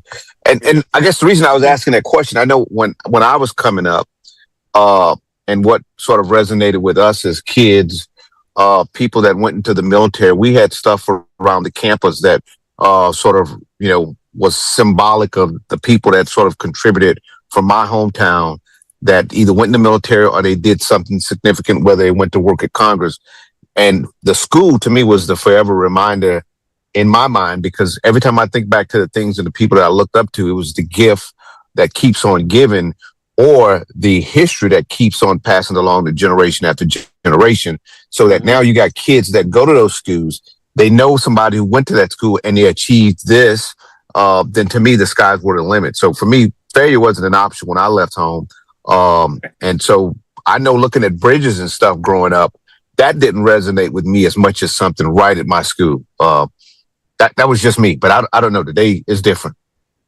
Yeah.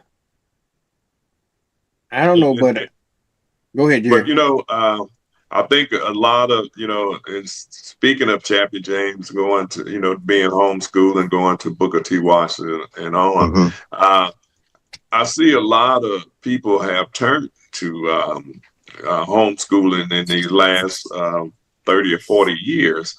A lot of homeschool, and those children are excelling, and, you know, really excelling in their academic, you know, careers. I mean, you know, whether they go to school, college, or whatever, or whether they go into skilled labor now, skilled jobs, I would say, not labor, skilled job.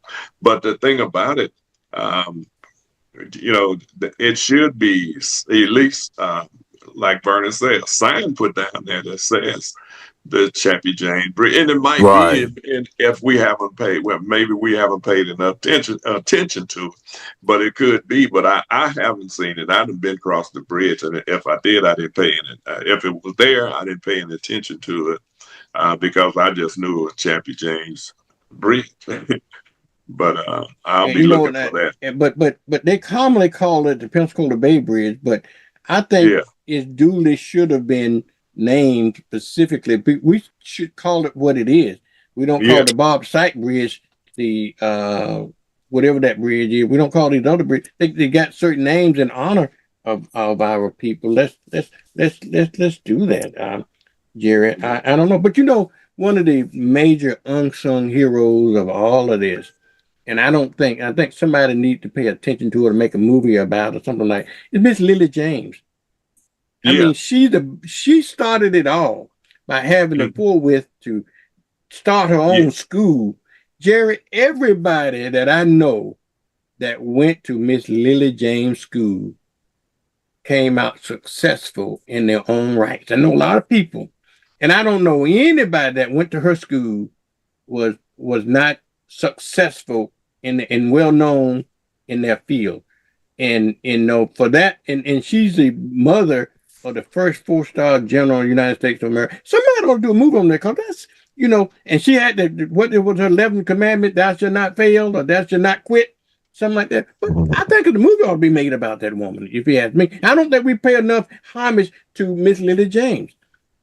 And if not a movie, at least a documentary on her life, and you know how she did what she did back then, you know. And then having 17 kids of her own.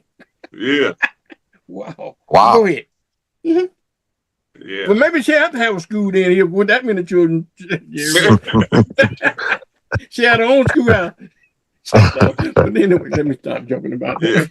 Yeah, she had a couple baskets. She had 3 basketball team, a football team, and a baseball team. If you want to put it like university. But that's what people used to tell us about. At least your mom had 2 basketball teams and a baseball team, because there was 9 of us, you know. So they would tease us like that. But you know, just like other African American teachers and administrators that has you know, did their own schools, and people that came out of those schools, they were not, you know, they went on to do great things. You think about Dunbar High School in Dunbar in Washington, D.C. Most people don't know about it, but everybody came out of that went on to college and became lawyers, doctors, and everything else, because the people that were teaching there, a lot of them couldn't get jobs in colleges and stuff. So you had PhDs working at that was teaching at Dunbar in Washington, and man, everybody that was somebody came out of that. You know, even at the Marvin Collins School, Jerry, I don't know. Do you know anybody significant that graduated from? Even though she did some great things up in Chicago, up in your own stomping ground, but I don't know many great people came out of it. But I can name a lot of great people came from Miss Lily James School. You know. Well, I guess you would have to know the people that came out of, because they had a documentary on. I think it was a documentary, or maybe it was just some commentary that was taken on all the people that came out of her school. Oh, did they? Okay. So you know, I have to look it up. I have to do some little research on it. I got a movie. I got my movie on Marvin Collins that I play, you know, on a periodic basis here on WBQP. She was a great woman, and she had some great ideas at the time, and did some great things. But again, I don't think that. I think Miss Lily James should have. She's one of the unsung heroes that I think somebody ought to pay attention to. If you ask me. But you're right. I know everybody looking at the clock. You got to be somewhere, Jerry, and I know Cliff got to be somewhere. I'm the only one ain't got nothing to do today, but sit around and hold y'all up. Well, Vernon, I got something for you. So for the Navy, we had 2 4-star Black Admirals, Cecil Haney and I can't think of the other guy's name. Admiral Reasoner. Reasoner. No, 4 stars. So Okay, 4 Cecil stars. Haney. Okay. Yeah, and then Admiral Reasoner became 4-star Navies. Both went to the Naval Academy, but they're the only 2 that graduated from high schools in Washington, D.C. in the District of Columbia. Okay. Interesting, right? Yeah, interesting. When we were talking about the Navy and folks, when I went into the Navy, and you're talking about people going out of high school, going into the military and so forth. I never heard, and a lot of black folks went into the military probably for 2 reasons. Number 1, for economic reasons. And number 2, they went in there for equality reasons because they feel like they'd be treated better as a human being by joining the military. But when I got into the military and I heard this phrase, a jail or cell, I never heard that expression before. And you asked your brother, why did you join the Navy? He said, well, I joined it because of a jail or cell. But I'm finding out that white boys was in the military as an option to go into jail, okay? Instead of sending them to prison or sending them to jail, they told me you go in the military, and then but I never had that experience with black folks. We went to jail, we was in the military for economic reasons, or we was in the military for some other reason. But I thought I'd throw that tidbit in that jail to say it. I don't know, did you experience that when you was in the Navy? I did have, yes. There are a few people, quite a few that I know that had the option to either go to jail or join the military. Yeah, interesting. I didn't hear it the way you did it. Jail or cell. We didn't call it that. We just in a conversation. Yeah, it's something else. I think even today now, at least, there's some variations of that where if we get the recruiters to do the appropriate interview, the level of scrutiny that we need of a personal traits, character, etc. There is an option where we can vouch for them to come in the military if they have some sort of conviction as well. I mean, that's just how creative we are. That if we say we believe in redemption, then you got to give somebody a chance to redeem themselves. Otherwise, we don't believe in redemption. We're just talking. Yeah. Most of the time, Cliff, that's what's happening. We're saying we for redemption, and we just talking because it used to be you said that when I was growing up that jail was for rehabilitation. Now it changed to violent, vicious punishment. Yeah. It's no longer for rehabilitation. You go in there to learn how to be a better criminal. Right? Ain't that the truth? They come out and they be like, "Yep, I know how to do this now. Yeah, I'm gonna get what I deserve." Okay. Oh man. Okay, fellas, y'all got our time is almost up, but I'm gonna give each of you time to wrap it up. Cliff, what you got before we leave? Anything you want to wrap up on? Well, I just want to again say thank you. Thank all your hosts that come on throughout the week to provide sort of a perspective to the people of Pensacola and to give updates on what's going on. I think it's changing the culture around here. I think what you're doing is having an impact, and keep doing what you're doing. I don't think you might not realize it, but I think you got actually congratulations. I heard you got a recognition on something, which clearly shows that people recognize what you're doing. So thank you again for everything you're doing. And I know the mayor appreciates it because he texts me every morning to make sure, hey, are you getting on the radio show this morning? Because he wants to make sure I'm like, I got this covered, man. This is easy, but yeah, thank you though. Well, I know, I want to thank the mayor because the mayor, I'm telling you, he don't have to do that, but he does. And when he don't show up every Tuesday, y'all got a perfect attendant. When he doesn't show up every Tuesday, he makes sure that somebody shows up. You have been the gift to him that there usually be somebody else he had to pick and choose, but now since you've been on board, you're an automatic default. And I want the mayor to know we appreciate it. And I think the viewers and listeners appreciate him coming on and keeping it. Just his presence in the community means a lot, just for him to show up. And he take it seriously by making sure that that he's honoring his commitment to the citizens of Pensacola and the viewers and listeners here. But we want to thank him again. Okay. All right. Thank you. Jerry, what you got? Wrapping up. Thursday, I was just going to speak on Thursday.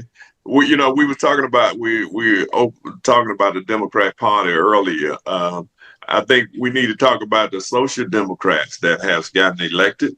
And that some of the established Democrats are concerned about it because they put socialism on their name and not realizing, that, or they don't even understand what socialism means. Because we live in a socialized society. Our highways, our bridges, our schools, our Social Security, everything is a form of socialism. You put everything in a pot and distribute it out to the people. But because of our taxes is socialism. It's socialism for the rich and capitalism for the poor. Poor, right? Exactly. You know what? But they got it reversed. You know what I'm saying? Now, we the one paying the capital, and the rich are getting the socialist part of it. So, but I tell you what, we really do need to have a conversation about this. But capitalism, socialism, and communism. See, Trump trying to now change the socialism. Socialism ain't bad. I don't care what they try to paint it. Socialism is not bad. Now, if it was, we wouldn't be getting Medicare, and other countries wouldn't have free Medicare for their people overseas. Yep. But I know I'm gonna have to run, but I didn't want to get into a deep conversation back up. We'll be on here for another hour. Yeah, y'all let's hold that conversation. Cliff, you hold that conversation for next Tuesday. We're gonna have to talk about this the socialism versus capitalism versus communism. Capitalism only works for the rich. Okay. All right, but I think with the 97% of the people in this country, we ought to be socialism. I think, in my opinion, I don't know about communism. I don't know much about communism, but all I do know is that they try to make it's a bad thing. Even in the Democratic Party now, is trying to buy into that BS about Democrat socialism being bad. Don't divide. What the best strategy to conquer? You divide and then you conquer, right? That's what they're trying to do: divide and conquer. Okay, so we need to come together. All right, y'all. I know y'all gotta go. Thank you guys. I appreciate both of you. And listeners and viewers, I thank y'all. Y'all just let everybody know that Morning with Vernon is on every morning between 6:30 and 9. And I got my host on with me this morning with Jerry. Jerry joins me every Tuesday and Thursday. Jerry and Cliff on Tuesdays. And tomorrow, Wednesday, Charles is my guest tomorrow, y'all. Charles is your guest tomorrow. Charles is not my guest, but he's my co-host tomorrow and everything. So Charles is Charles. So, but when he comes on here, he's my host. He ain't just but he let everybody know he's a Republican, but he ain't on here as a Republican. He's on here as my guest, okay? And that's my plan. All right, y'all. We'll see y'all tomorrow. Cliff and Jerry, y'all have a great day, okay? And tell Sheila happy birthday, Jerry. Okay. Okay. All right. Y'all have a great day. See you tomorrow. It's time for Mornings with Vernon. Yeah. Yeah. Get up now. Come on now. Get up. For Mornings with Vernon. Get up now. Let's go. Get up now. Turn it up now. 1, 2, 3. Let's get it out. Start your day with Mornings with Vernon on WBQP, Monday through Friday from 6:30 to 9 a.m. Watch on Channel 12 and listen on WBQP Radio on your phone, Alexa, or CarPlay. WBQP.